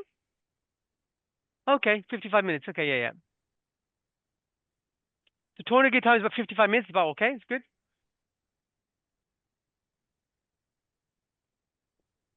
So he's almost finished. That's the last. There you go.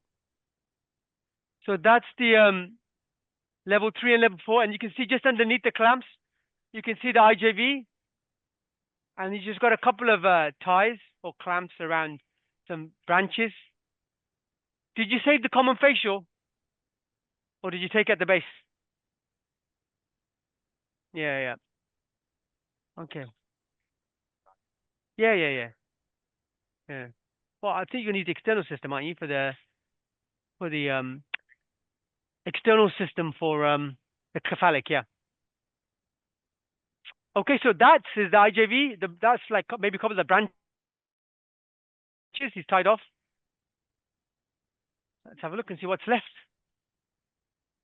So, what about Hamza? I think he's dissecting the pedicle. So Hamza is going to turn the tourniquet off now. Okay.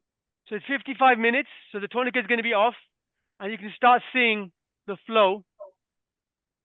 Yeah.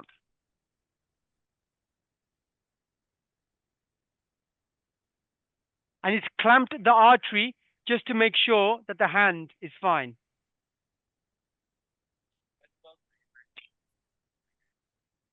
So the artery is clamped.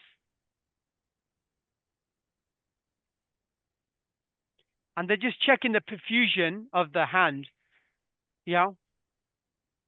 I mean, I'm sure it's going to be fine, but. Okay. So now are you going to tie off the artery now? Go for it. Okay. So now he's going to tie off the radial artery, and then he's going to show you the flap in its entirety as it's lifted up. Okay. So this is the clamping of the radial artery, guys. Okay. He's clamping the radial artery.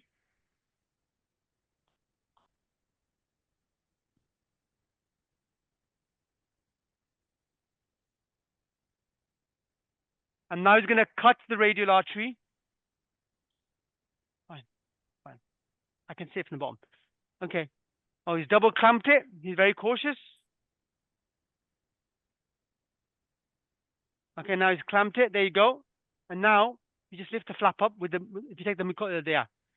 And so now can you see the flap is raised? Yeah. Okay, now watch the cephalic. It's again, yeah, it's going to get caught. So he's going to increase the length of the cephalic, I think.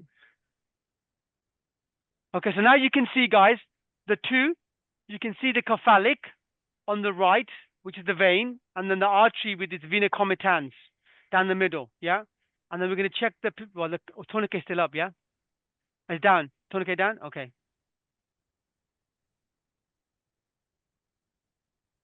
Yeah, so there's bleeding.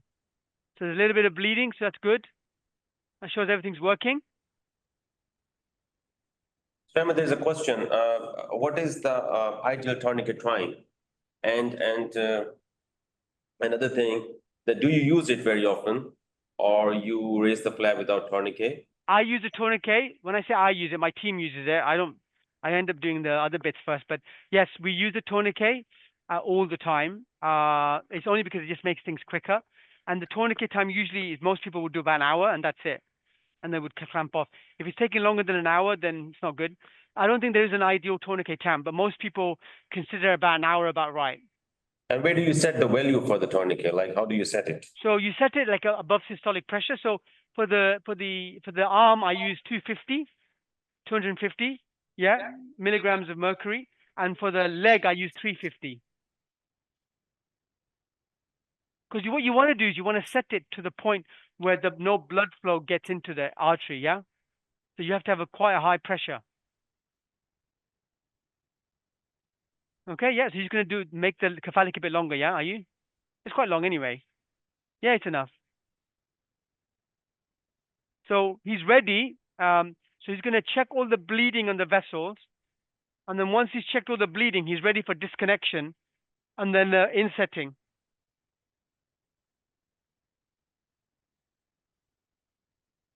Okay, so he's just going to lengthen the cephalic a little bit, and then he's going to stop all the bleeders. And in the neck, IJV there. Okay. Yeah, all the way down to the omohyoid. So they are, yeah, yeah. And see the fibrofatty tissue just underneath the IJV? That's all that we're going to be taking. Yeah, guys? Which is level 3. Have we done 2B, yeah? That's level 3, yeah.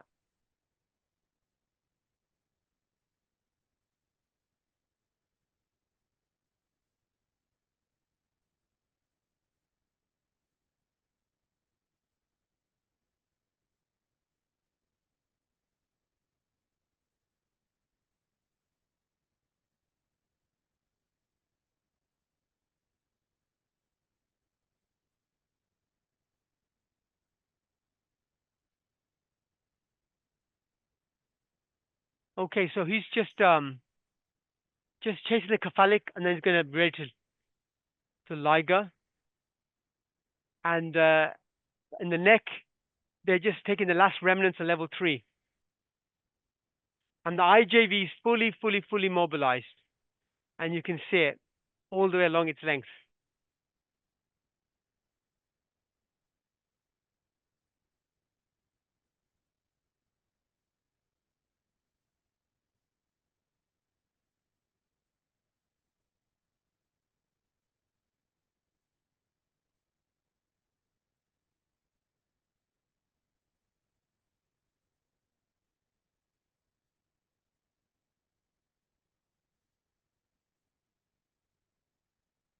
Are you done? Have you checked the bleeding? You've checked on it's okay, yeah? Yeah. Okay, that's fine. So he's done. The radial is done, guys. So all we need to do now is disconnect. But what we're going to do now is probably you're going to do raise a skin graft. Yeah. So he's going to raise a skin graft to cover the defect on the radial. He's already prepped the thigh, and he's going to use the thigh to do it.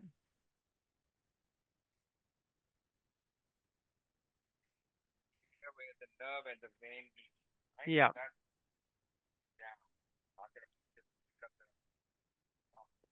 the- Okay. So now he's doing the corner where the IJV goes into the digastric and the accessory. Yeah. There's always the vessels, isn't there? So he's just gonna retract the digastric up, and he's gonna slowly try and remove the tissues around the top end of the jug. Okay.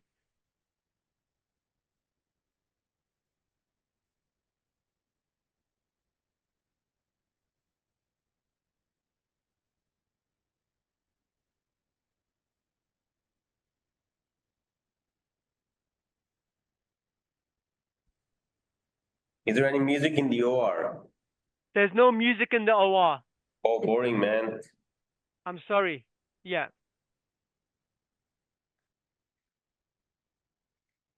Yeah. I'm just looking at the screen to see if they can see.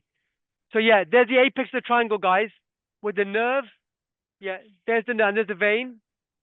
And so yeah, so between the nerve and the vein, there's a little bit of fatty triangle that needs to be brought down and removed. Okay, so that's what you're doing now. Can you see that in the neck? Yeah, guys.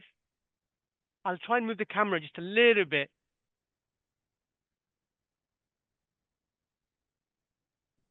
Yeah, that's fine. So this is the nerve, right? Yeah. So it's the nerve. It's the nerve. I don't know what's happening. Yeah. There you go. And you can just, yeah.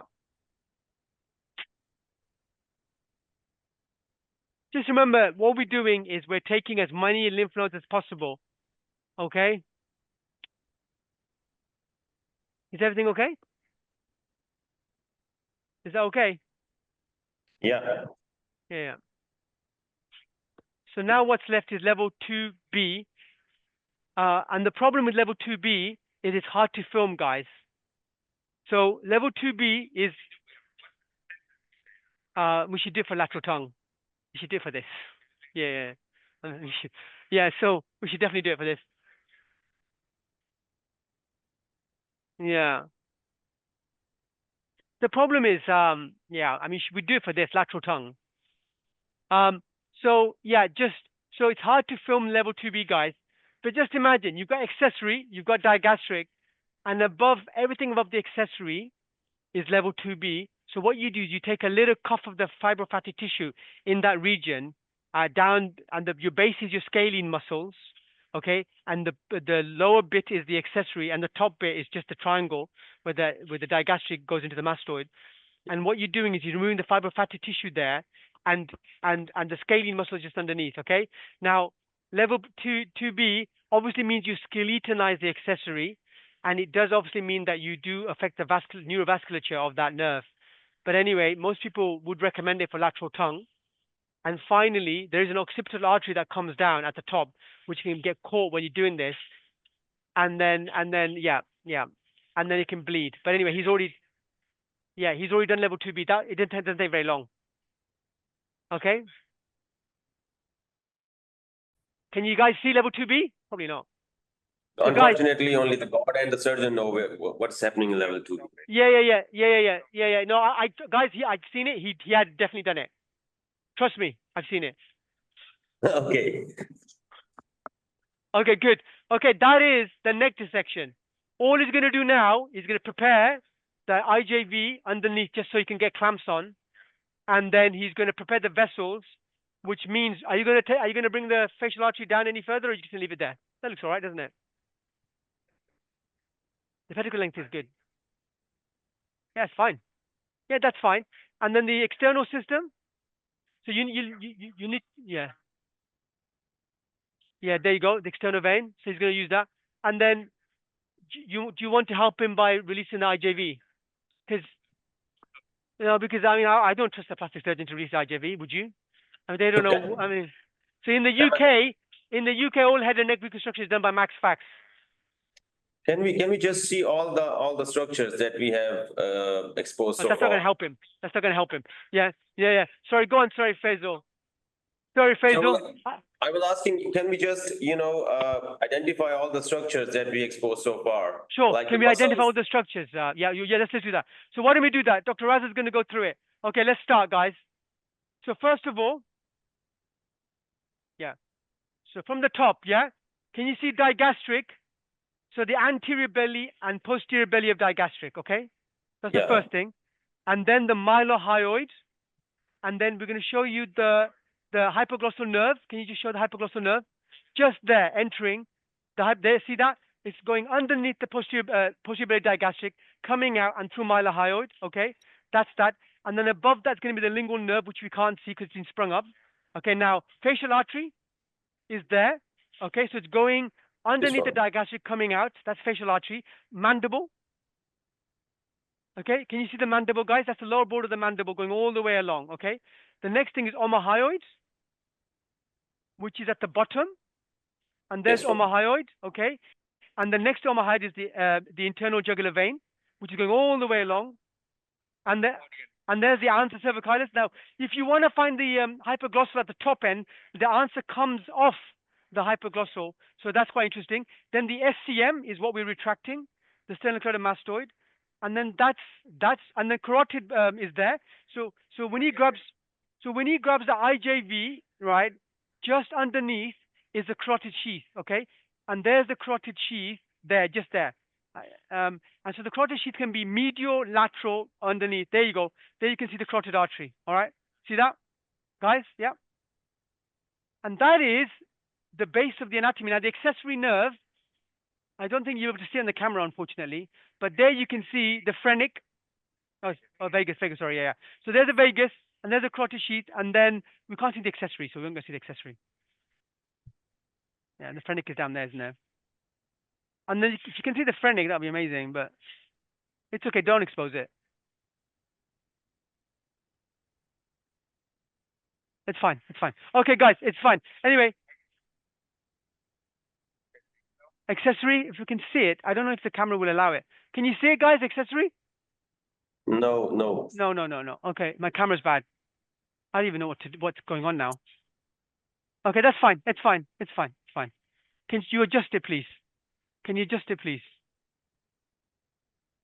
Yeah. Yeah, that's fine. There you go. There's the accessory. Can you see that?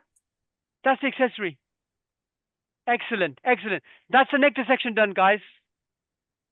That's finished. There you go. Tongue, neck. Time for after morning tea. Have you guys had tea? Have they been delivered your tea and your snacks? So if you allow us, all the participants can have tea for 15 minutes if they're preparing the vessels. Sure. Okay, they're going for tea now. Okay, see you guys in 15 minutes, okay? Okay. All right. Okay, they've all gone for tea.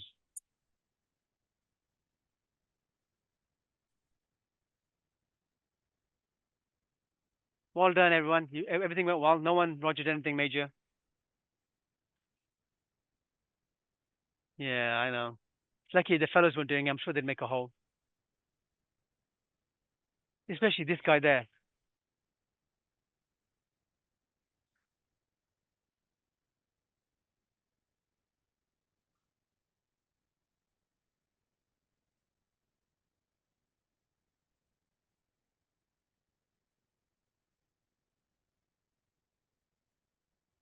Okay, yeah.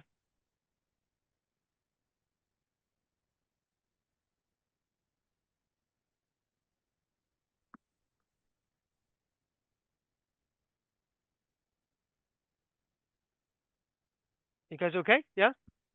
I think we're done, aren't we?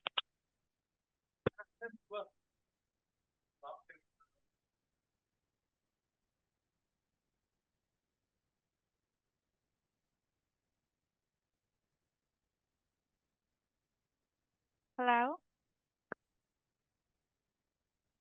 Hello नहीं मुझे तो कुछ आवाज नहीं आ रही hello ये on कहाँ से है? बात करें हेलो हेलो ठीक है नहीं हाँ नहीं ठीक है मैडम वो आई थिंक डॉक्टर फैसल दूसरी साइड पे नहीं है नहीं,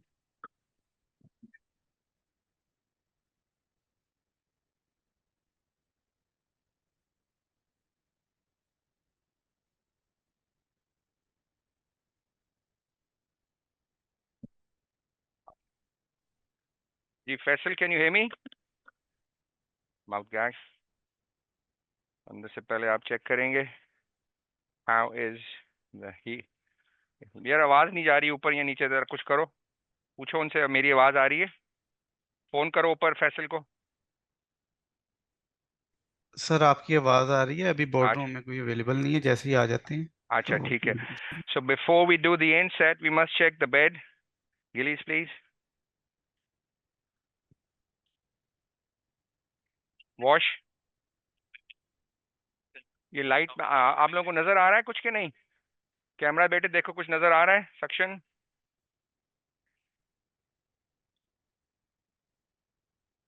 ब्लड प्रेशर कितना है जनाब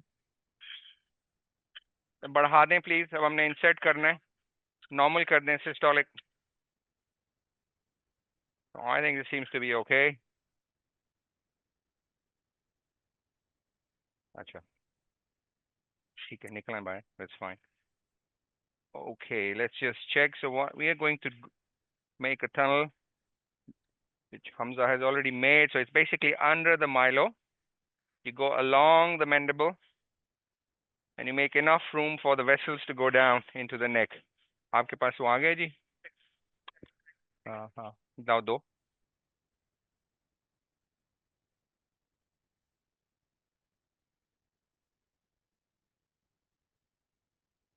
उस तरफ कैमरा लगा हुआ है फोर आर्म पे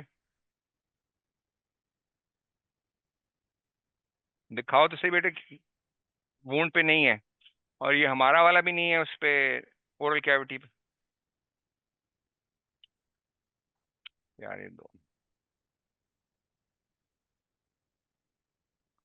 किधर हैं हम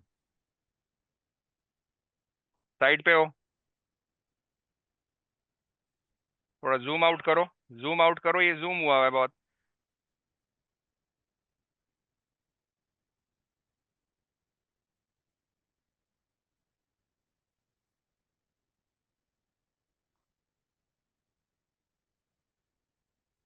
यार कैमरा जरा ठीक करो ना बेटे इसको भी ठीक करो इसको जूम आउट करो मुझे इसका देना वो हैंडल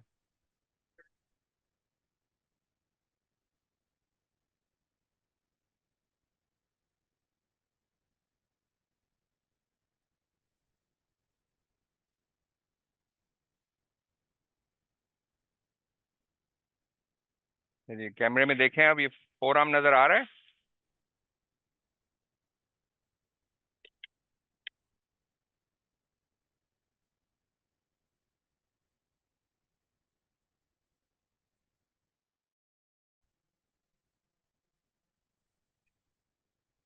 फोर आर्म तो आ रहा है, ये जूम आउट करो यार।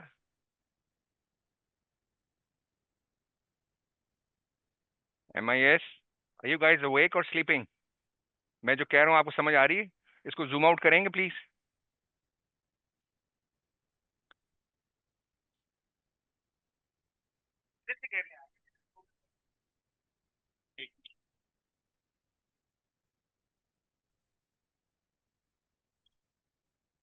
ऑफ करके ऑन।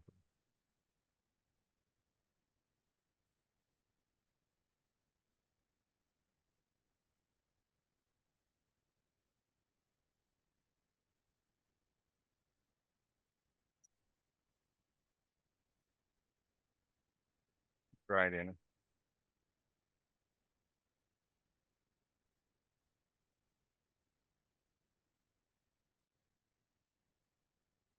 नजर आ रहा है? ये लाइट इधर लाओ। Oh, yes, this is much better. Dr. Raza, can you hear me? Now I can hear you. Okay, just to recap, we've made the tunnel under the mandible, under the mylohyoid, and I hope you can see my finger. Yeah. So that is the tunnel for the pedicle. And how you do it, there are many ways to take the pedicle down or upstairs. दिखाइएगा. What I normally do, give me a clip.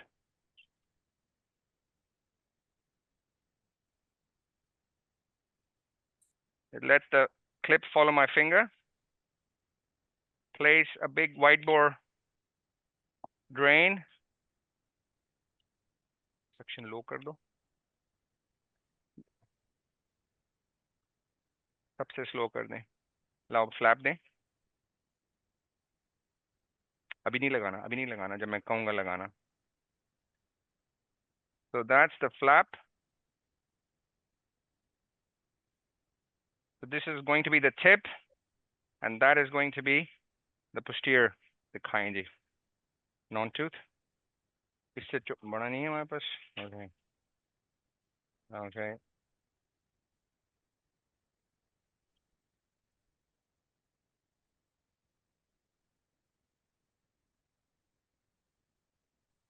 पकड़ोगे एक और डिब्बे please. चलो हो गया. You just have to guide it. चलो लगाओ जी suction आहिस्ता से. जब मैं कहूँगा तो खोल देना. एक सेकंड स्टॉप छोड़ दो. That's quite good. Looks good, doesn't it? Yeah. पकड़ो फ्लैप को पकड़ो.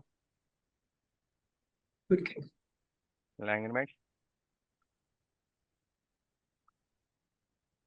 Suction. Yeah. Suction off. You see, guys, he's pulling it through, Non-tooth. making sure it doesn't.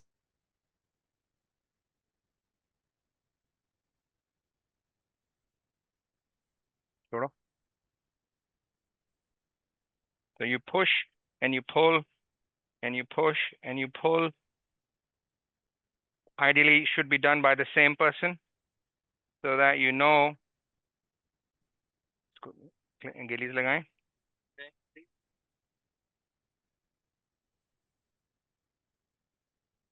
या पकड़ लें इसकी एज. यूं पकड़ लें यार.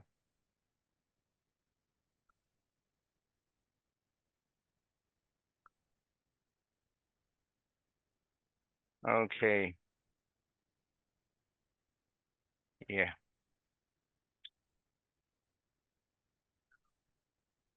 Light, please. Yeah, ये तो फैलेगा. In the arm, guys. लाओ जी. Lay back, please. Suction. So now we're just going to put some stay sutures so that we can start. बड़ा लगाओ. Suction.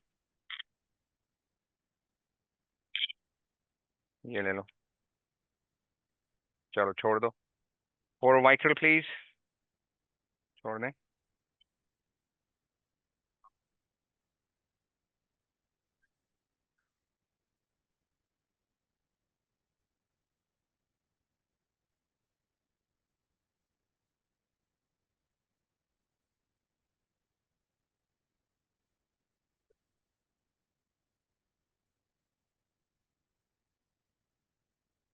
Clip.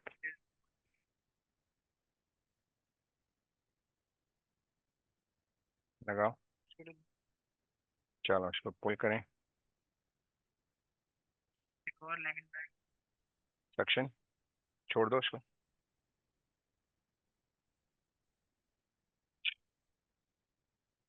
So this is a problem you face with limited mouth opening, patients with oral submucous fibrosis. ये पकड़ो. ये किस लिए पकड़ा हुआ है? आराम से. Show me the posterior end, please. So even with the extractions, you are at times struggling to find the posterior margin of the wound.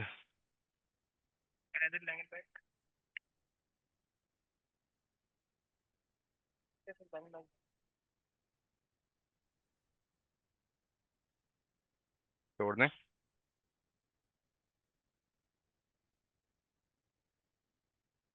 So I'm just going to put 2 or 3 so that we don't take extra time for the anastomosis.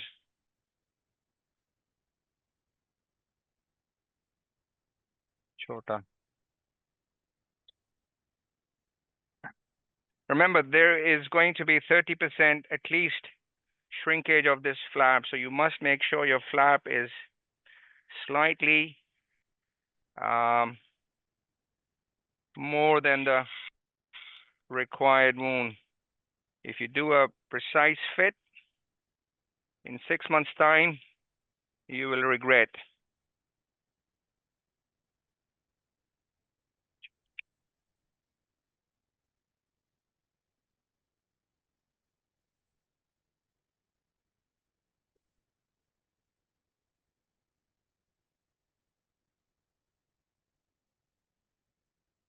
छोड़ दें.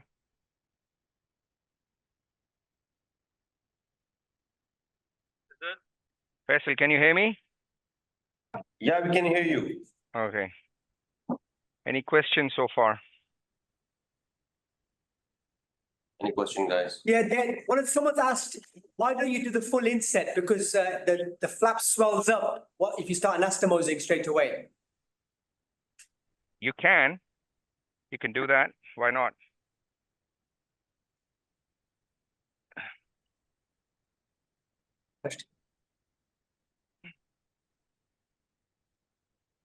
Sometimes it tends to bleed, and then or maybe excessive bleeds, and you might have to reopen the whole thing. So I prefer just to put 3 or 4 and do the rest in the end. Well, that's probably because we tend to close our wounds ourselves. If we leave it for the plastics, maybe they would do everything in one go. I don't know. But I just prefer to do 4 stitches at the max, and then go back in Chordensko.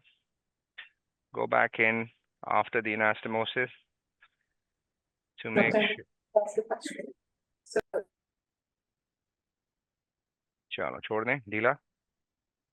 Yeah. Chalo ji, I think this is enough for the inset as far as I'm concerned. Isko kaat dijiyega. Chota kaat dein. That's fine. Nikal aaye bahar. Let's do some wash. Put it back. It's a bit bulky, but that's fine. Suction, please. Yeah, that's good. Chalo ji.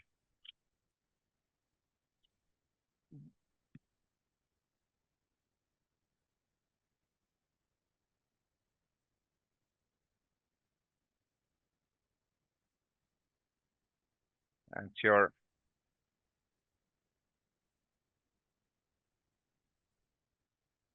so ये लें जी।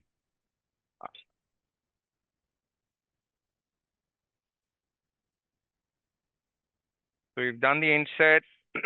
We have, It's quality of life. can you see the pedicle? Give me the bakies, please. So can we just adjust the light a little bit, Dr. Raza, because it's a Yeah. little darkish.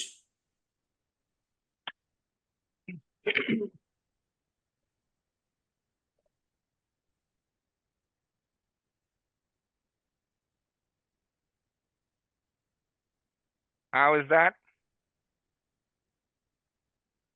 Good, I guess. Yeah, that's fine. Would, can we, Oh, we can't see anything. yeah, just hold on. Just trying to readjust. Why don't we get that light over here as well? But ये light भी इस तरफ ले आओ. They don't need any more light. So Hamza अभी using microscope, but Michael को बुलाओ जरा. Michael इसको फिर से कुछ हो गया. Remind me next year we're not doing this course in OR7 because this camera is obviously not fit for the job. ठीक है? हाँ जी, कुछ बेहतर हुआ Faisal? Yes. Yes, better.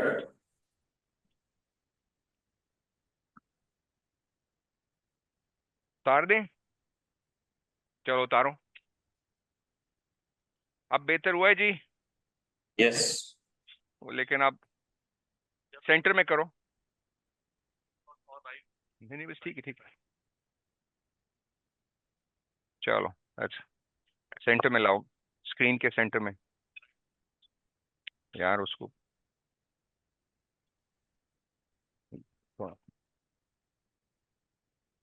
Centre में नहीं है ये. तुम्हें सेंटर लग रहा है ये? चलो दैट्स गुड.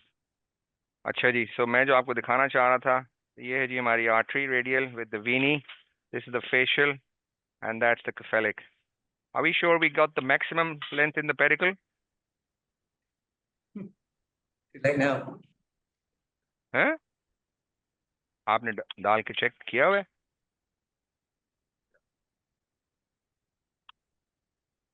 चलो. Is someone moving the camera? There's a lot of distortion over here. I don't know.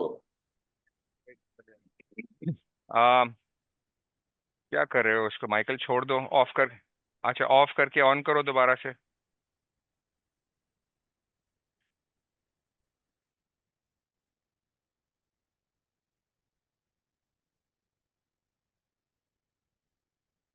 यार ऑफ करके ऑन करो. एक second Faisal, we just going to reboot the system. Yeah, sure.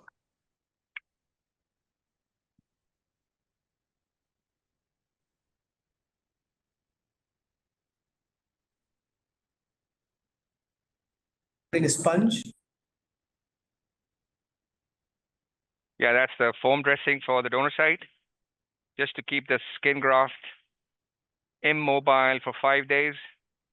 And it just has Polyfex, paraffin gauze, nothing fancy. And we probably will do splint as well, so that the wrist doesn't move.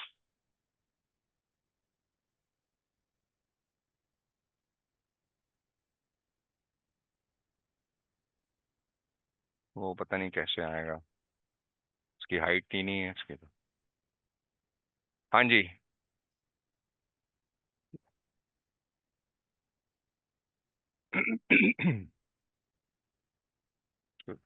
Zoom out करो.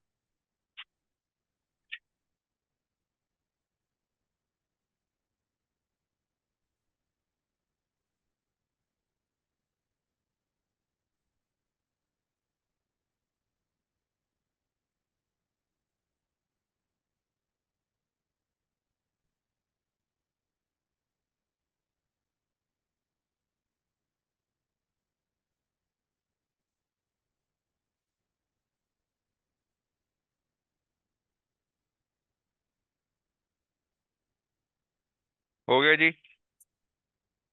चलो हम let's start because we can't wait. Light और लाओ इसकी अगर नहीं है तो. मुझे भी Julius दें. Lying in back, yeah, Richardson. This is for you, Ali. एक और Julius, please. Michael, कुछ हुआ कि नहीं? So as you can see, Hamza is trying to isolate a weenie.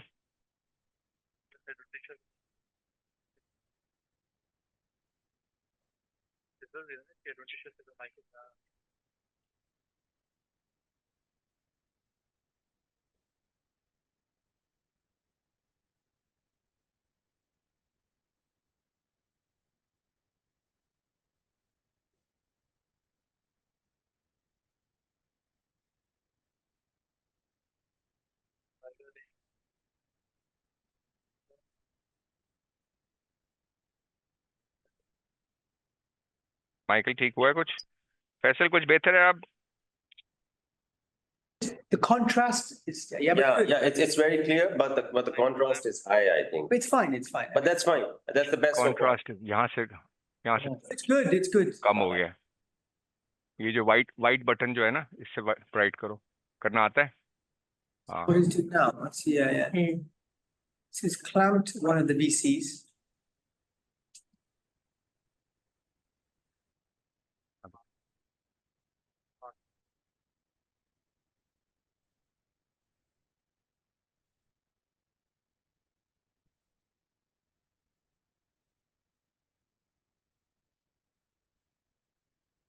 Ramp 4x4.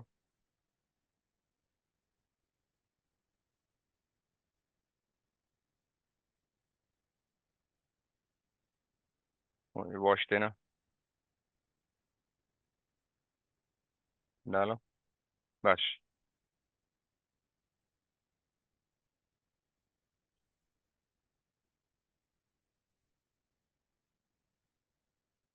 So we just trying to clear the adventitia of the weenie.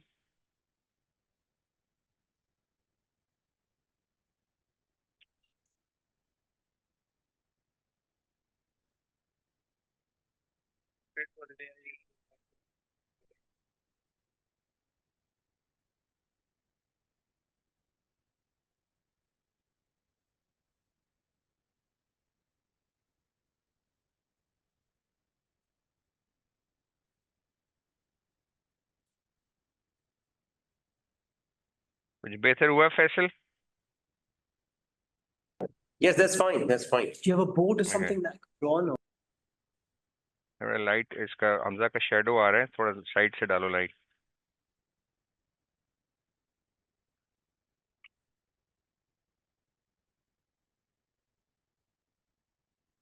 Wash please.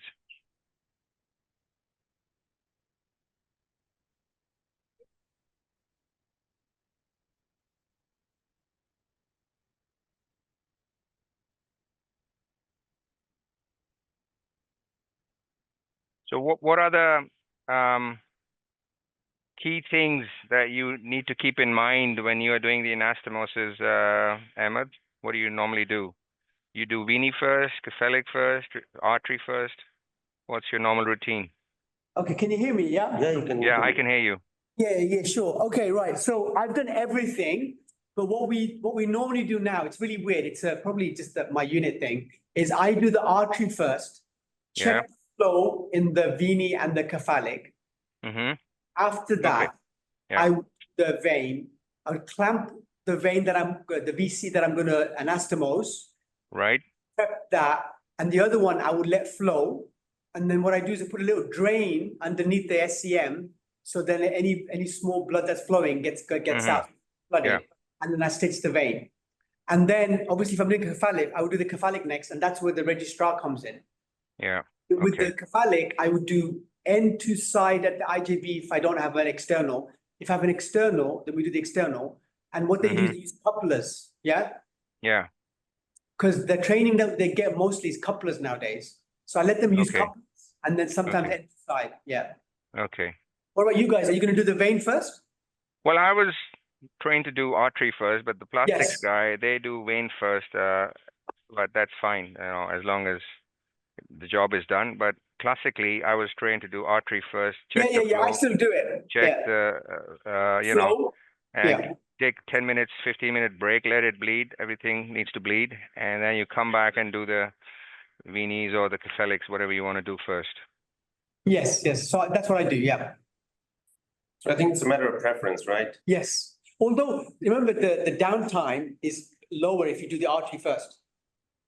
Because you got the flow going. Well, I mean, it makes sense to, you know, let Check the which one's the best blood flow. flow, yeah, in the flap, and see how things are in 15, 20 minutes. You'll know how's the anastomosis, and then Yeah. you can come back and then do. Well, totally. And if you have a drain, it drains it anyway, so there's no major problems. Yeah. You want to do that? Yeah, because their argument is then, you know, everything is bleeding, so you cannot do the vein, but I find that not an issue. No, Even if you're no. doing a fibula and things are bleeding upstairs, you can still do the Vini. Hamza, let me know, how can I help you?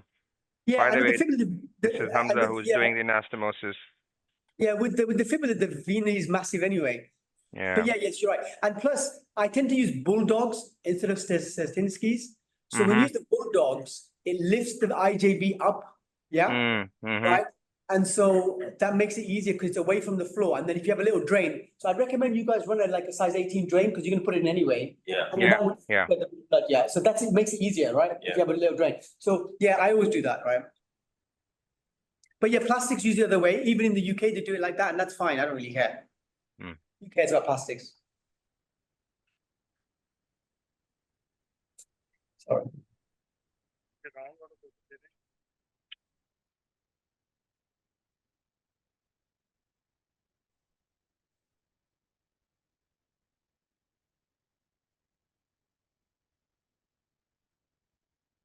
Sorry. Sorry. नहीं.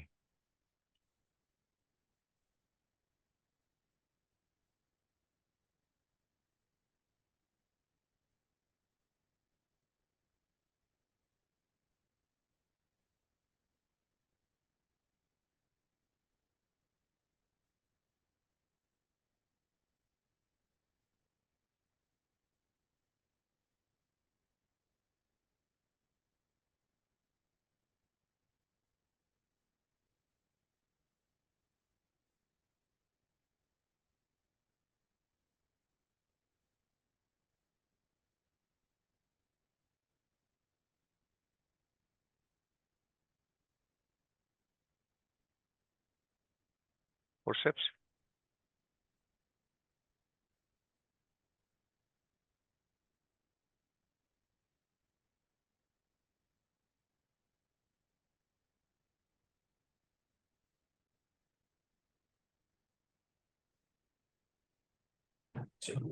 Are you doing this under the microscope or just with your bare raw Naked eye? eye. Naked eye. See, honestly, that's amazing. I could never. I use loops. Okay. Yeah. I don't have his eyesight, but anyway. And then for the main bit, I use a microscope. I will use loops to prepare the vessels, and I got 3.5 loops. And then I would then do the major stuff under the microscope. Yeah, because You obviously don't eat enough carrots. Probably. Or you just got better genetics. I don't know. I'll take that. And plus, I wear glasses because that's what happens when you get old. But Dr. Raza seems to be immune to age, or he's had surgery to his eyes. What you want to tell us about? You are the one who's running marathons, so can you say? That's my cardio health. Oh, okay. Not my visual acuity. Okay. It's amazing. You're doing it without loops. Yeah, because I'm scrubbed and my loops are in my locker, so I thought might as well carry on. That's you know what? Those are like, I'm telling you, they're about 3 millimeter vessels. Yeah. The VC is 3 millimeters, right? Okay. That's amazing, guys. क्या चाहिए? I could never do that. मैंने नील उसको दे दिए. हाँ, उस cut गई थी ना? The textbook. So that's where we also differ from our plastic colleagues, because they keep on telling us that you can do this under the loops. But me and doctors I always prefer to do it under the microscope. Yes, I do under the microscope.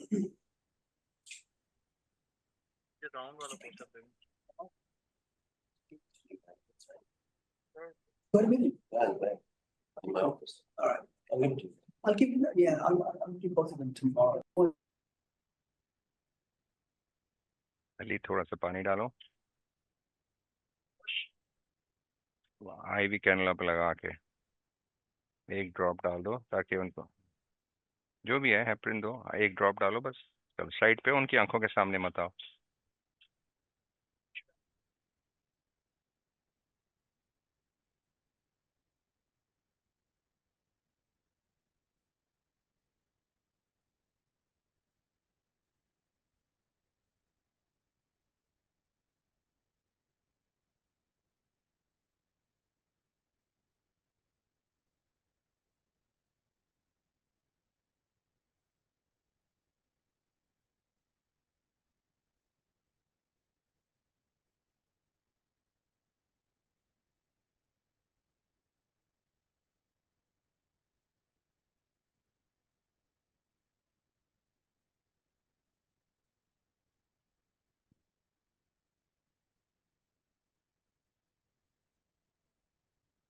So do you have an issue with your micro instruments getting magnetized, Ahmed?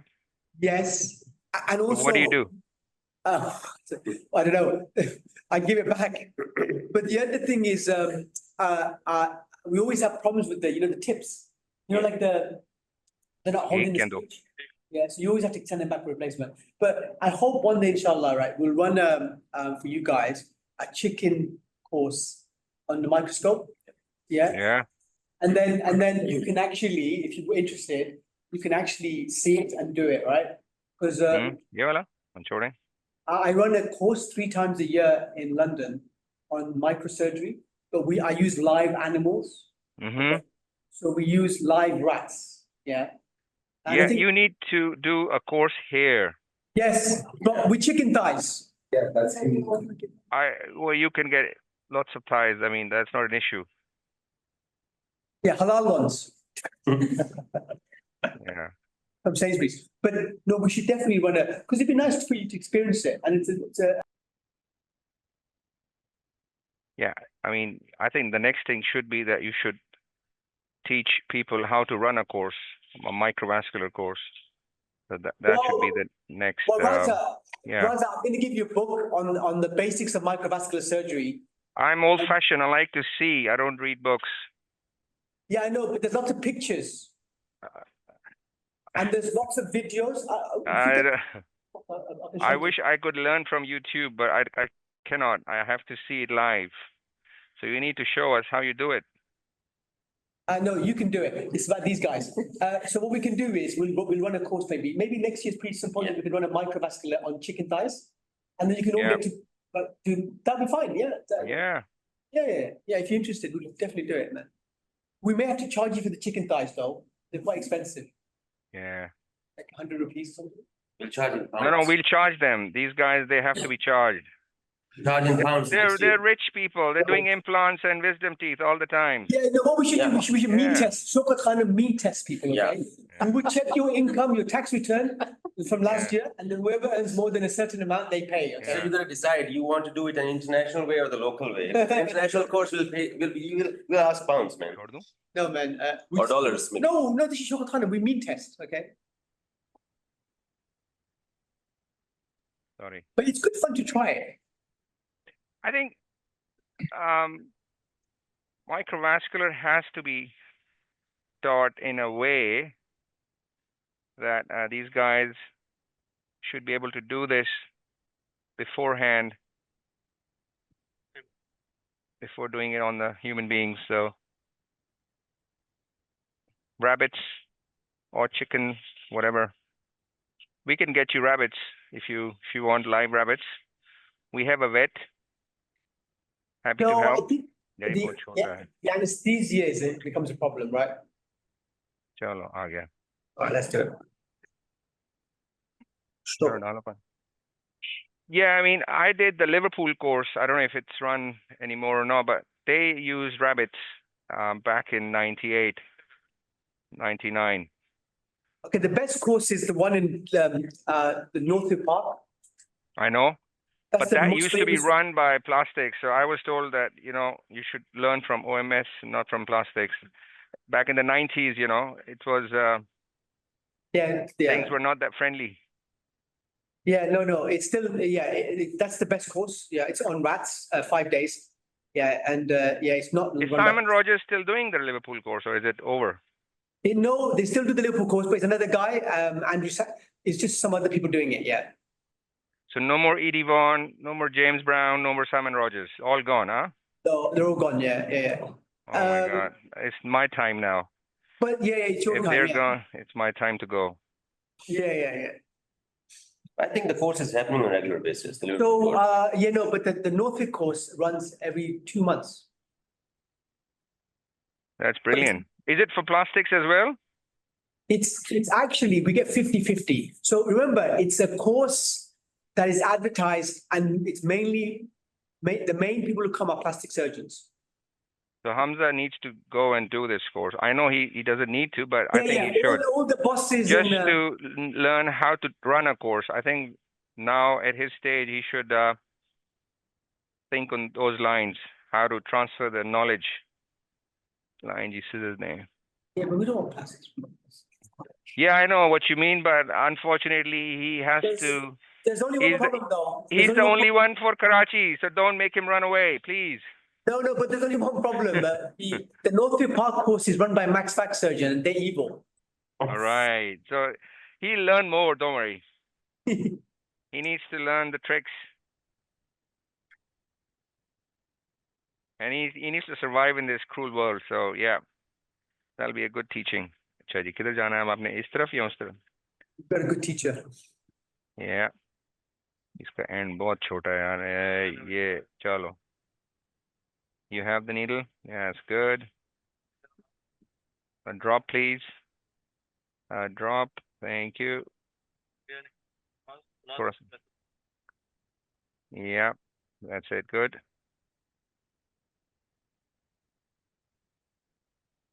नहीं पकड़ा, अभी नहीं गया.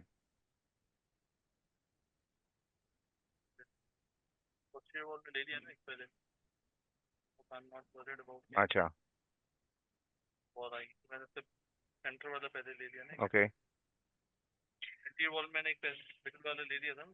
Right. Okay. Line ji, scissors name.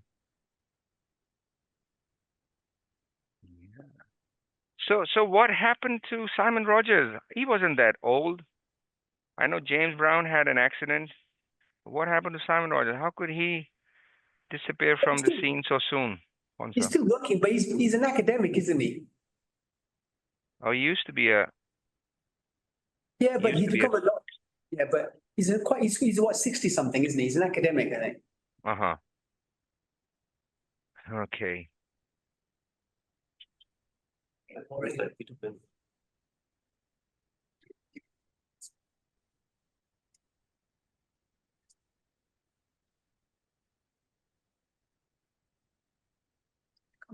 Naked eyes, man. It's anything.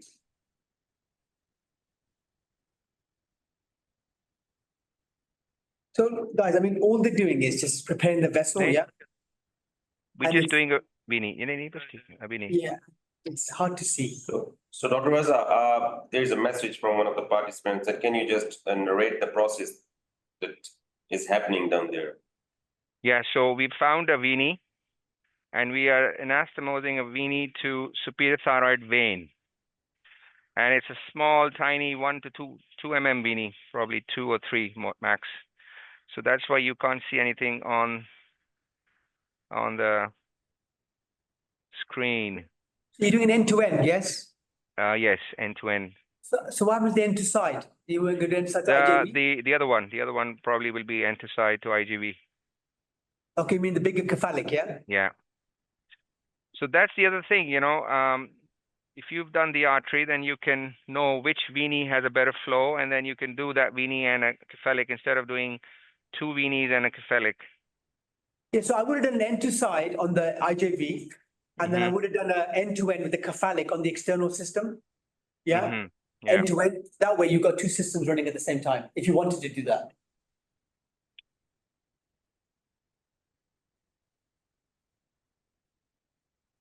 Go ahead. Yeah, bus.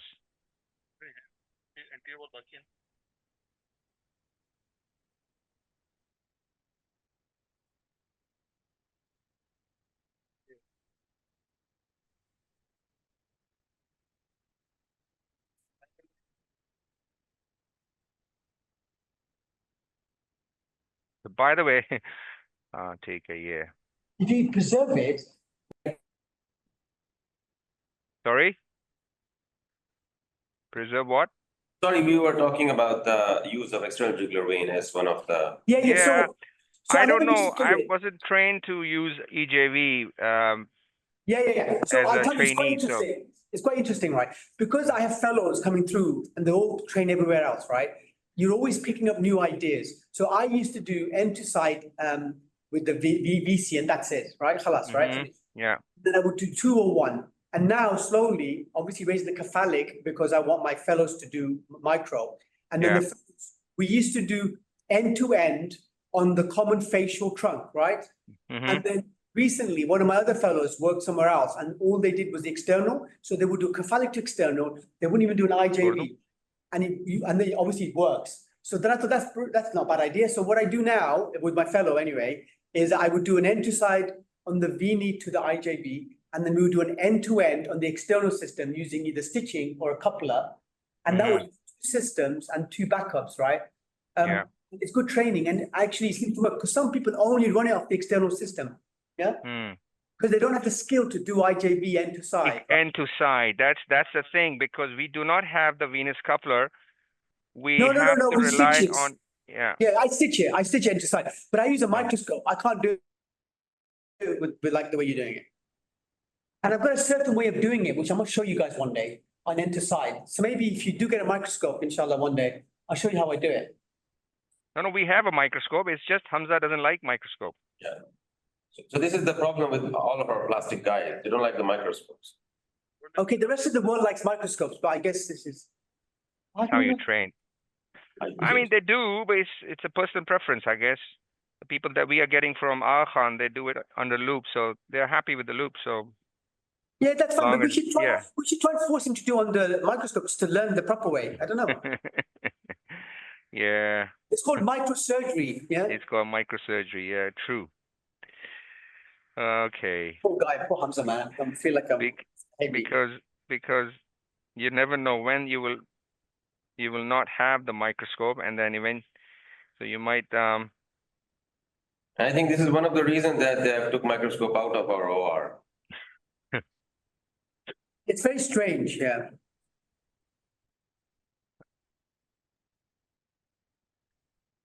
चलिए क्या रह गया एक रह गया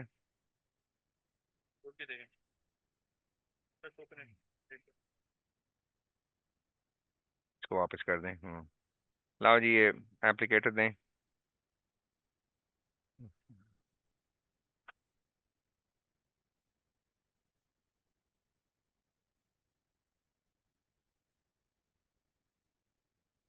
ठीक है so how much a coupler costs, or the system of, the problem we have is that the distributor in Middle East doesn't want to come to Pakistan, and there is no one in Pakistan to bring the system, Synovis, and so we are not getting the Synovis system. Well, if So- you, I mean, okay, so I have to be honest, right? I don't use couplers, but I train all my fellows to use couplers because that's what all plastic surgeons in the UK do. Yeah. Yeah. I think it's £200 per coupler. Okay. Kit is relatively inexpensive. And I'll ask, I have a rep who gives me the couplers for my courses. I could Yeah. ask, give a sample if you wanted to try it one case. Maybe. No, but we want a steady supply, because obviously that would save time, and we would like to use it. Yeah, it would Yeah. reduce the skill gap. Yeah, yeah. I mean, I don't use couplers, but I think most units in the UK, all the plastic surgeons, they can't Mhm. stitch inside. I mean, they're Yeah. not skilled that's in the the problem. UK. Yeah. Yeah, yeah. So they That's use the couplers. technology. Yeah, that's Yeah, yeah. They use couplers, but I mean, it's fine. I mean, we're old school. I'm old school, but you got to move with the times. I don't actually have a problem with couplers. I don't think. Eventually, they'll have couplers for arterial ones as well. Yeah. mm-hmm. So soon, everyone can do it, right? You don't Yeah. need to have any skills. So it's fine. Which is what we want, right? We want everyone to get the best Yeah. patient service. You know? So now we're doing the radial artery with the superior thyroid. I think we need to trim either that or this because थोड़ा सा ये सीधा होगा ना sir तो ये kink होगा.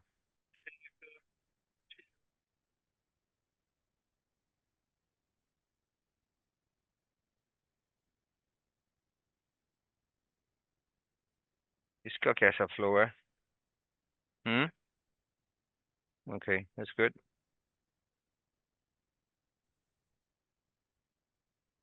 नजर आ रहा है कुछ आपको फैसल या नहीं? Can you, Yeah, we can artery see that. We can see artery that. is obviously bigger than the veiny, so Yeah, it's very clear.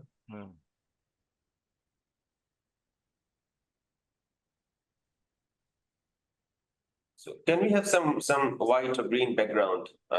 Sure. This? मुझे देना Yeah, I जरा can background, but I guess you guys No. don't. because so the other thing is I prefer approximators, which Hamza obviously doesn't, but that is something that you can do and then put something underneath to make the background a bit more obvious. Yeah, yeah. I use the green background. There's a background you can get. Yeah, the rubber dam. Yes, it's a bit like rubber dam. Yeah, it's a bit like rubber Yeah. dam. Yeah, we should definitely do a one. Rats.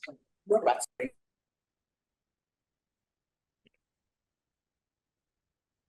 तो बहुत छोटी है, खोलो इसको थोड़ा. मुझे micro दे.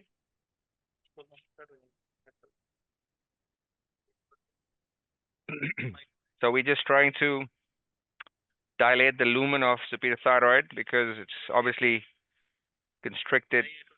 ये देखो ये क्या साइज है, ये छोटा है थोड़ा लंबा, इतना लंबा दे. Okay. GA. Please, but it's intravenous here. Sorry, you want to answer that? I'm not sure.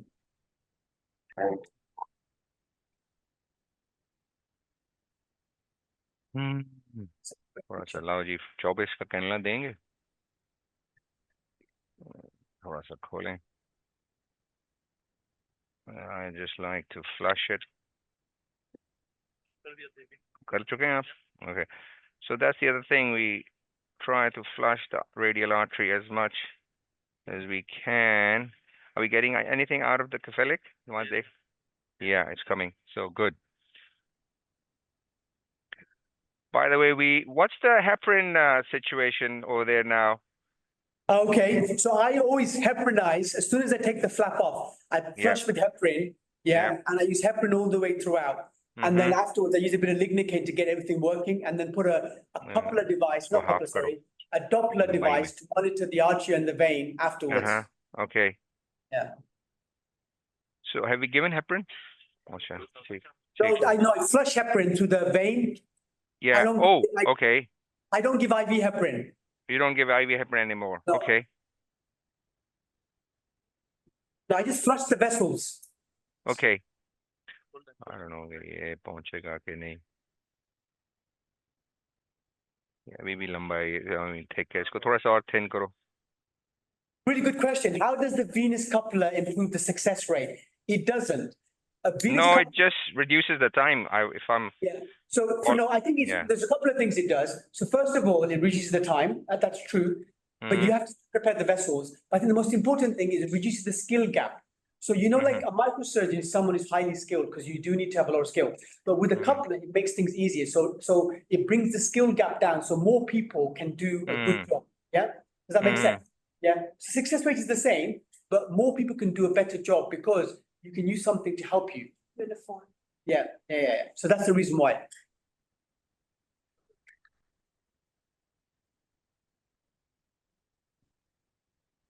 Steps in the application of lens coupling.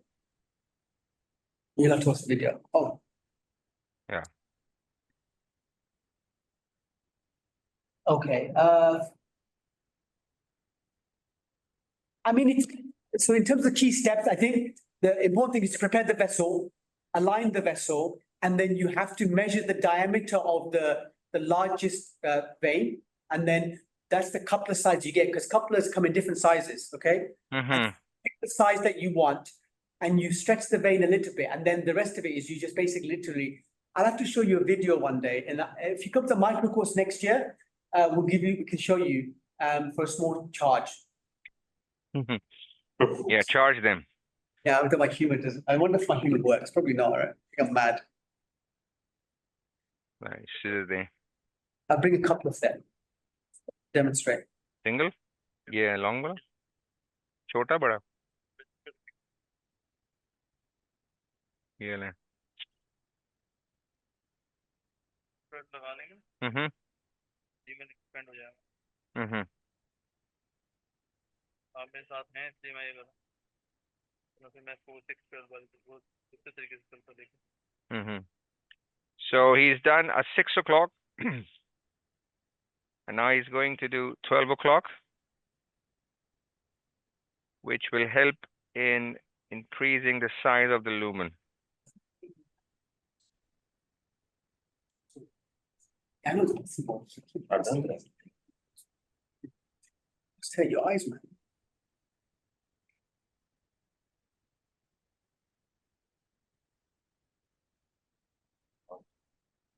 Yeah.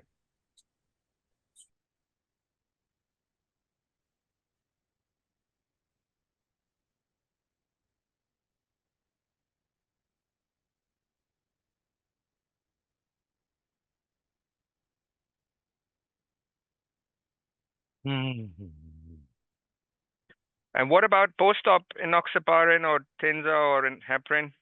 Anything? Yeah, so we give, not the treatment dose, but the preventative dose straight away that evening. Yeah, and they go Yeah. to HDU for one night and then back to the ward the next day. Okay. So there's a question from one of the participants, how do you manage the mismatch of the vessels?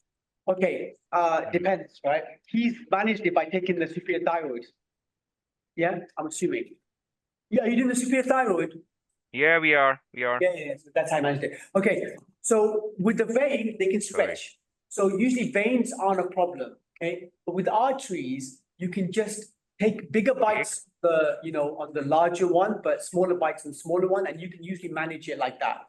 So there's ways around it, or you can do a fish cut and then open it up a little bit and then, make it wider. There are certain techniques. There's lots of textbooks describing it, including my own, which is available for cost. But we'll show you. I'll show you some links. Yeah.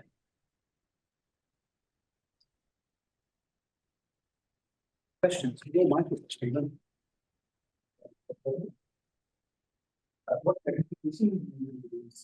So me, so I would do this under a microscope. I wouldn't do it under this. Okay, that's fine. And then for my loops, I used to use 2.5 for the last 15 years. And in the last year, I've had to change to 3.5 because with my age, I need a bit more magnification. I'm not like Dr. Raza, yeah? He's got like visions of I don't know, Batman probably.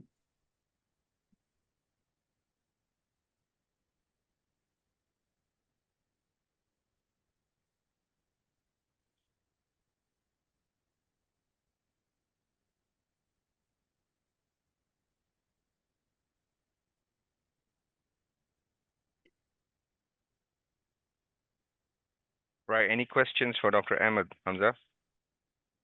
आप कुछ पूछ रहे थे? Yeah. Hamza's concentrating deeply on his speeches. He can't think anything else. He's fine. कुछ पूछा था आपने? Sorry. क्या पूछ रहे थे? He said, what about dextran these days? Any role for IV dextran after microvascular? No. Yeah, that is probably something that we used in the 90s. KML, I don't know if you met him or not. He was a great fan of Dextran. One of my mentors. I don't know if he's alive or not, but I'm not great sure. guy. Great guy. A But doer. do you use Pepperine? Covering, yeah. Yeah, on the Sometimes, vessel, yeah, on the for the vessel, vessel spasm, yeah. But the way to get rid of the vessel spasm is to dissect it, right? To get rid of it as much as you can, you Yeah. know, so that's one Adventitia. way. And then Yeah. put some lignocaine and Bavarian on top, yeah, and then that just improves the spasm. Because just remember, this is quite a young patient, guys. You know, we will be operating on 60, 70, 80-year-olds with really Yeah. Poor vessels. vessels. Yeah. Because most of the patients I operate on are like above 60, 70, right? And elderly patients, right? You know, you get quite a lot of young people here, but you don't tend to get that many young. It's always old. They always got really bad vessels. Something is question that, but whenever if on table if he's facing difficulty that he has done the anastomosis and God forbid the artery is not working or it's in spasm, something like that. So what is Dr. Ahmed's maneuver? So Hamza wants to know if you've done the anastomosis, but the blood isn't flowing into the flap. Okay, What's right. the stepwise thing that you need to do? Okay, so okay, so the first thing is I don't do the vein first, yeah? Yeah, that's So good. I do the artery first and then I look Yeah. for flow, okay? Now, if the flow doesn't work, I release some of the adventitia around the artery, okay? Make sure, and then I give some papaverine or lignocaine to try and improve it. Then I increase the MAP, okay, the blood pressure, because with that, especially, sometimes the blood pressure is quite low, so you want to increase the blood pressure and get it running, okay? So those are 3, 4 steps. And if those 3 things don't increase the flow in the vein, then you have to redo it. Then you take the whole off, then look at the donor vessel to see if the flow is good. If the flow is good, then you cut back on the artery again and then redo the artery again. Okay, that's what I would do. Yeah. So you need the systolic. इस वक्त कितना है जनाब blood pressure? बेटा ले जाओ ऊपर ना इसको जो pre-op है उस पे ले जाओ. We don't want hypotension anymore. Yes, you want the pressure to be normal or just above normal, but normal is fine because No, at the moment the systolic is around 100, so we're going to take it back to the that's pre-op too level. low. Yeah. But the point is we don't know that because we didn't do the artery first. Hey, Yeah. So okay. Dr. Abdul Ahmed का भी यही ख्याल है कि you should do the artery first, but obviously you are too old to change your habits. So that's the main thing. If you do the artery first, then you know whether the blood is flowing or not. So you use lignocaine. You use lignocaine with adrenaline, epinephrine, or plain? Plain, huh? If you have to use it, yeah. Plain. So plain lidocaine or lignocaine, and then pepperine, huh? And then dissect some of the adventitia, Adventitia, yeah. And then open it up and try and release it, and then get the pressure up a bit more as well. Okay. Get the pump flowing, Okay. There's another question from one of the participants. What would you prefer, 1 vein or 2 veins? Okay, right. So there's 2 theories. In the old days, I used to do 1 vein and 1 VC. But if you do 1 vein, then what you're saying is the flow is better because it's going through 1 system.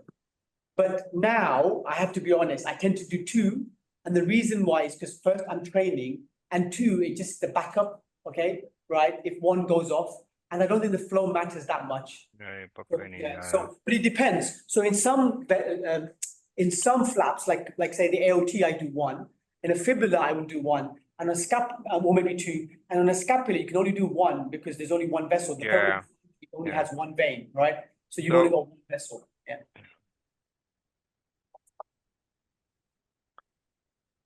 So that's the thing, you know, after ALT, which has probably a single perforator, you use a single weenie, and that drains a big 10 by 10 or whatever flap you're going to use.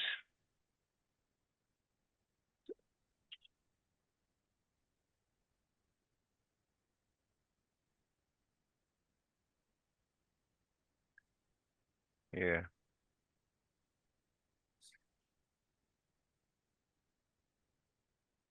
ये मेरे पास कौन सा काटना है? ये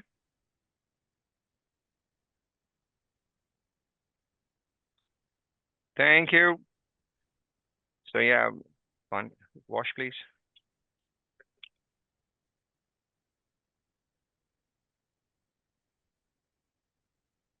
उठा के रखो।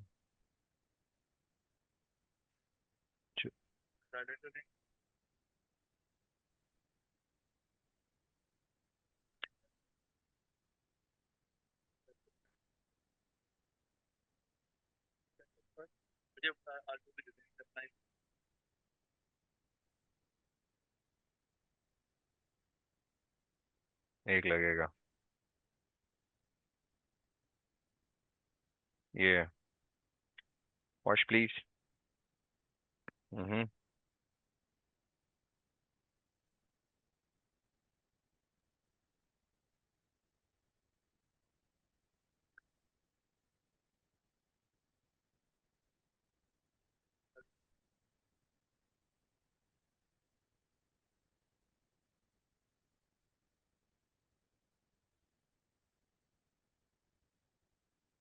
ठीक है, ठीक है। So we just checking the back wall before we do the last stitch. हाँ ठीक है, that's fine. लगाओ।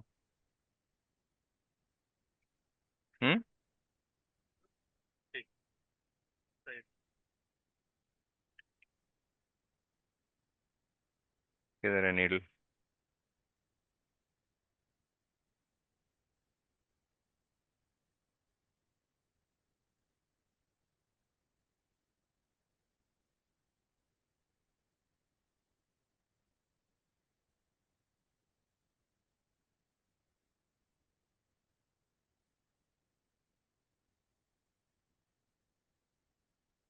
On a serious note, Ahmed, speak to the guy, the synovius guy, and see if he's willing to come here and you can be the local vendor or something. There are at least, I would say, 15, 20 units that can use potential users of synovius. So, well, at least a dozen, if not more.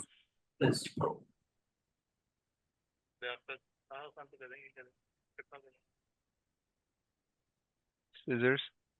काट दूं जी दोनों?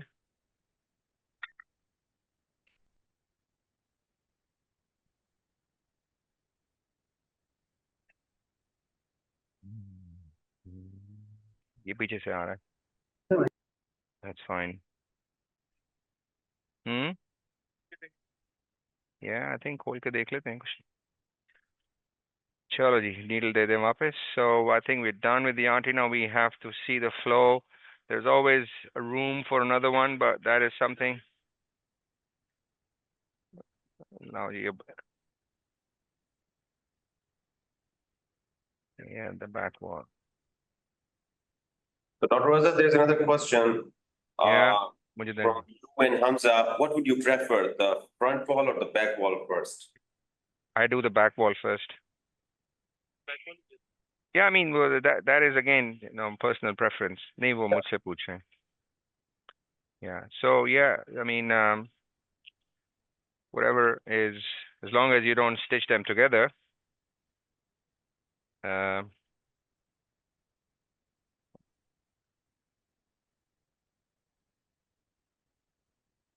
Is Hamza online?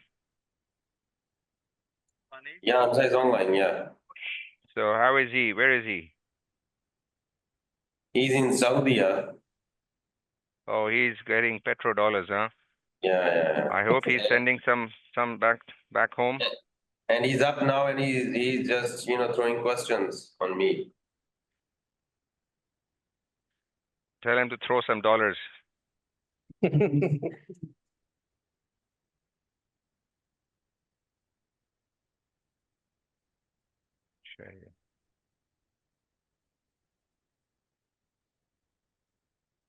Rosa, before I forget, I would like to thank our technical team and our nursing staff, the guys who are scrubbed in the OR. because they have really worked hard to make it happen. I will in a minute. Let me just get this artery running. So we have a slight bit of issue here. ये है जी. Okay, clamp लगाएं. Yeah, you want to do it without the clamp.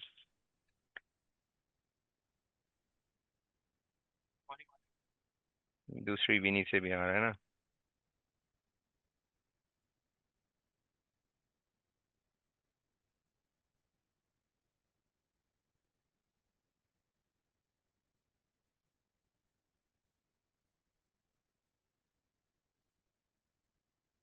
पानी डालें.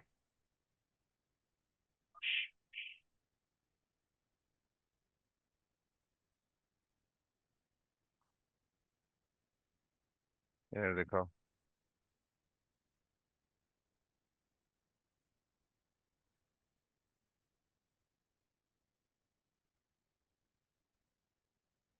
Redo कर लो अगर शक है तो.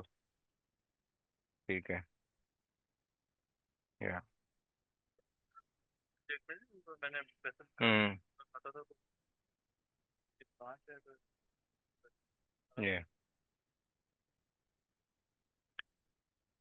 चलो जी.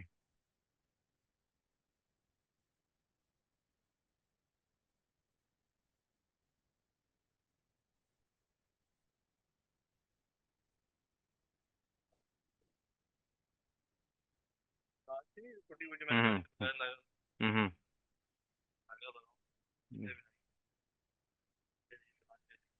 Yeah.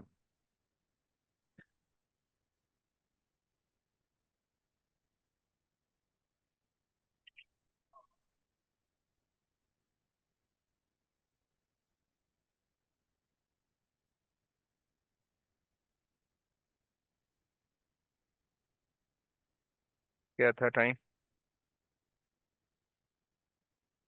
Yeah, so we've done the artery in an hour and 15 minutes. Veiny hai? So that's the other veiny.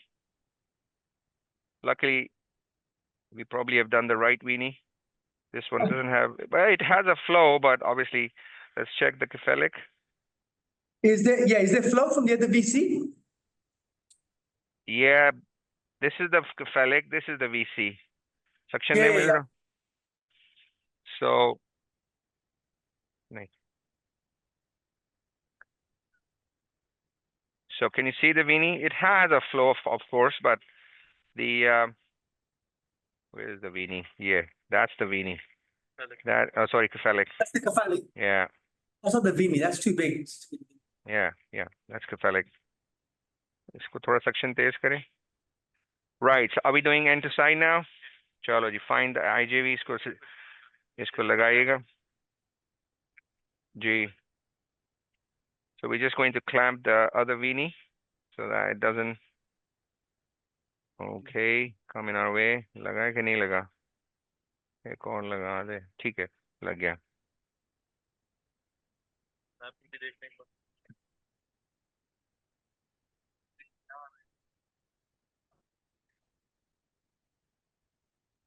Mm-hmm. That's fine. That's fine. हाँ, ये देख लें आप. So midline में देखें कहाँ आ रहा है. इसको लगाओ स्टर्नो को.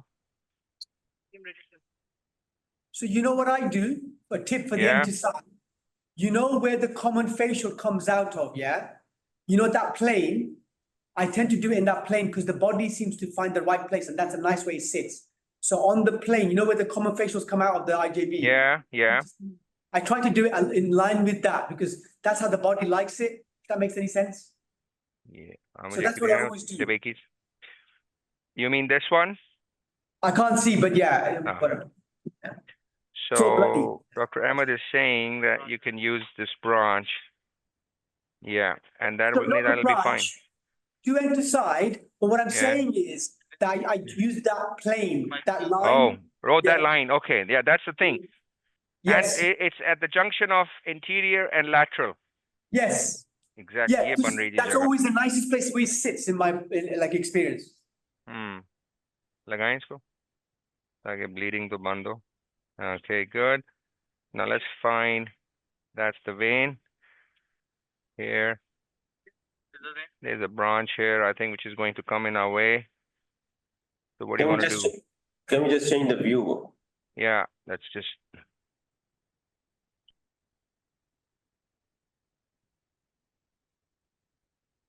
It's up to them. लोग बैठे हुए हैं या नहीं? यार कहाँ से आ रहा है? इसमें से आ रहा है. ये देना jewelers. Dissection. ये इसी से आ रहा है. लगाओ इसको.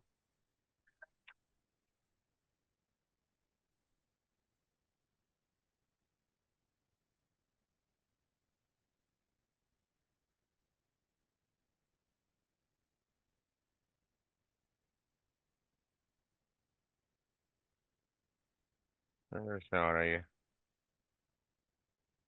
ये.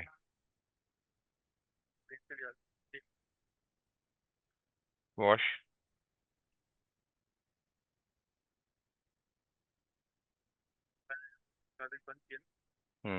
खुल गया.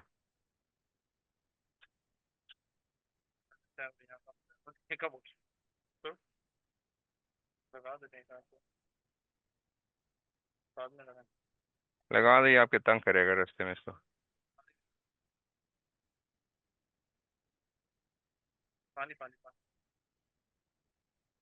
नीचे सेक्शन पकड़ो अली. ये.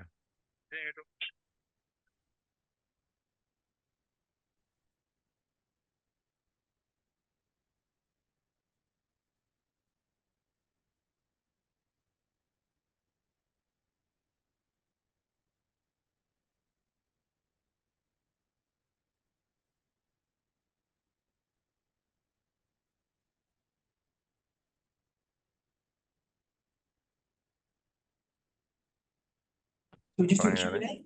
Yeah, You can so- recap and a Q&A. So Dr. Raza, we are going to have some discussion with the participants over here because I think it's more or less the same thing than anastomosis. So we're gonna stop here Obviously, yeah. probably. Okay, that's fine. Thank you very much.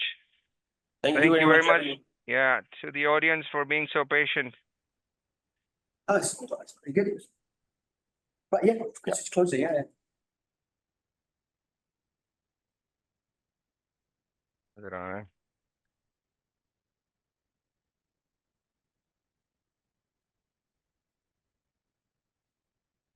Fahad है. हसनैन या फहद. बुला लें ताकि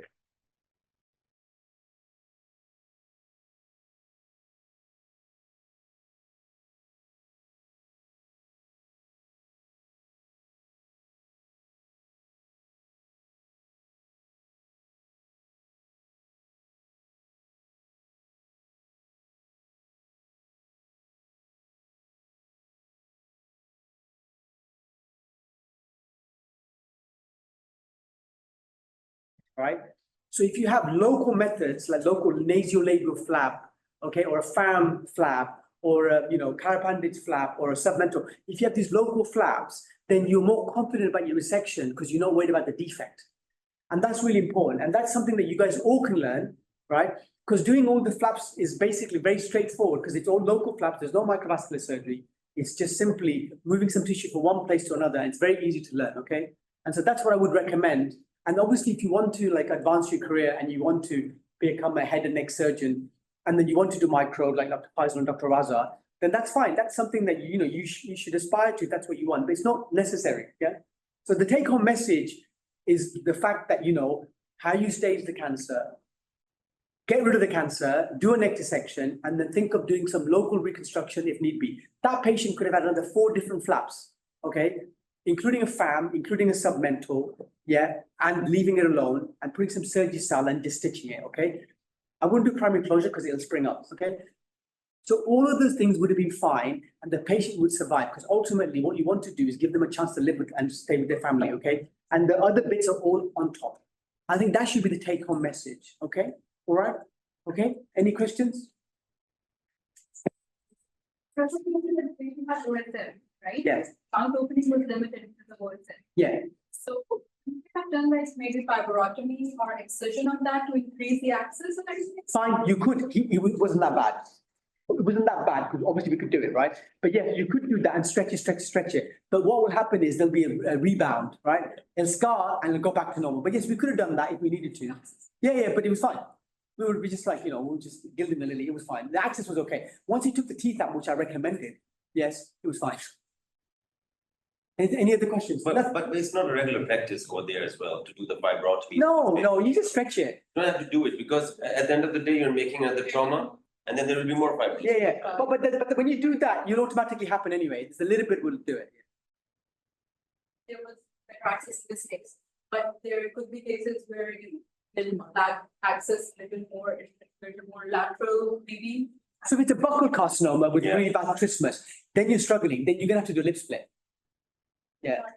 Yeah, and then a mandibulotomy in some cases as well, right? And then, because remember, the most important thing is not the scar in the lip, is the fact that you got the cancer out. Otherwise, you're not doing anything to the patient. You might as well not bother, right? Yeah. Is what my honest opinion, okay? That's the most important take-home message, okay? And this is coming from a guy who's I teach microvascular. The course I run is the one in London that runs every 3 months, okay? So, and I've got textbooks in microvascular. So I'm a microvascular surgeon, but I'm a cancer surgeon first and foremost. And the most important thing is to remove the cancer, because you're not doing a patient a service by doing a skin graft. Who cares?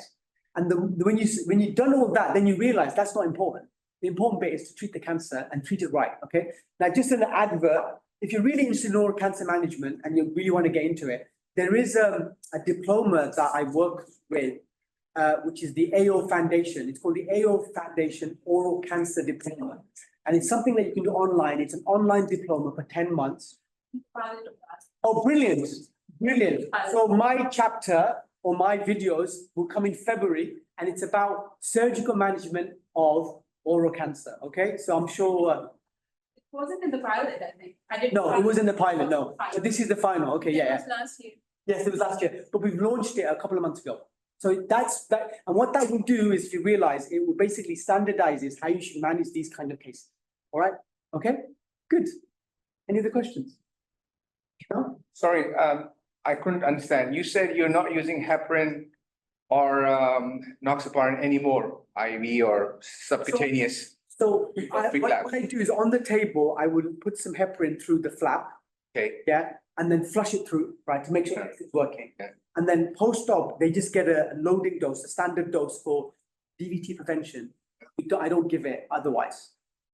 DVT. So like I don't know, someone writes it for me. Our patients are up and about the next day. Yeah, but we tend to give them anyway, right? So that's just one dose LMW. No, it's every evening until they start mobilizing.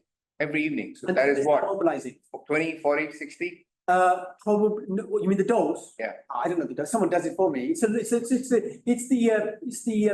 do body weight, obviously. Uh-huh. It's the standard prophylactic dose, not treatment dose. So that's for DVT prophylaxis, not for the flap. That's the flap. Good. No, and I don't chase maps. I just want a good blood pressure with a good urine output. I don't care about the map. Right, okay, that's really important, because otherwise they start giving them lots of metameral and stuff like that, and then really makes the vessels really constrict, and you don't need that. You just want a good urine output. So no enoxaparin for this patient from tomorrow. Correct. That's just, Okay, do whatever you guys want, but I don't know what enough about. But anyway, well, I mean, I've been doing it for a long. we need to learn something today. So I've been doing it for a long time, so I'm okay, but yeah. Go on, anything else? Any other questions? No? Well, I think that's it really, isn't it? Thank you all for coming, right?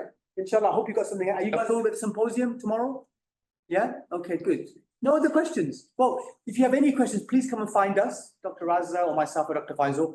We want to encourage you guys to get into like cancer surgery, into oral cancer surgery. I was just plugging the book on how you don't all have to do microsurgery. You can do local flaps. And Dr. Raza is involved in the book as well. So there's lots of cases. It'll come out next year. And we might even give out some copies at the next Shaukat Khanum conference, if it's in Lahore. Signed copies from Dr. Raza, okay? I should have been a salesman. I'm wasted in surgery, okay? All right, free copies, okay? Free copies, okay? That's it, class. What else do you want to do? That's it, finished. Is lunch provided or no lunch is provided? Oh. I don't know what's happening next. Where's Faisal? we've got time. It's not lunchtime yet. Oh, okay, all right, good. Why don't you ask them a few questions? Dr. What have they learned today? And anyone? No, I don't. I want to be nice. Let him be the bad guy. I'm the good guy. Yeah. So. आपका नाम भूल गया मैं यार सुबह से हम लगे में. What is happening in Gambut? Can you have free tissue transfer over there? Is there a facility? Not exactly, sir, right now, because we had Dr. Arsalan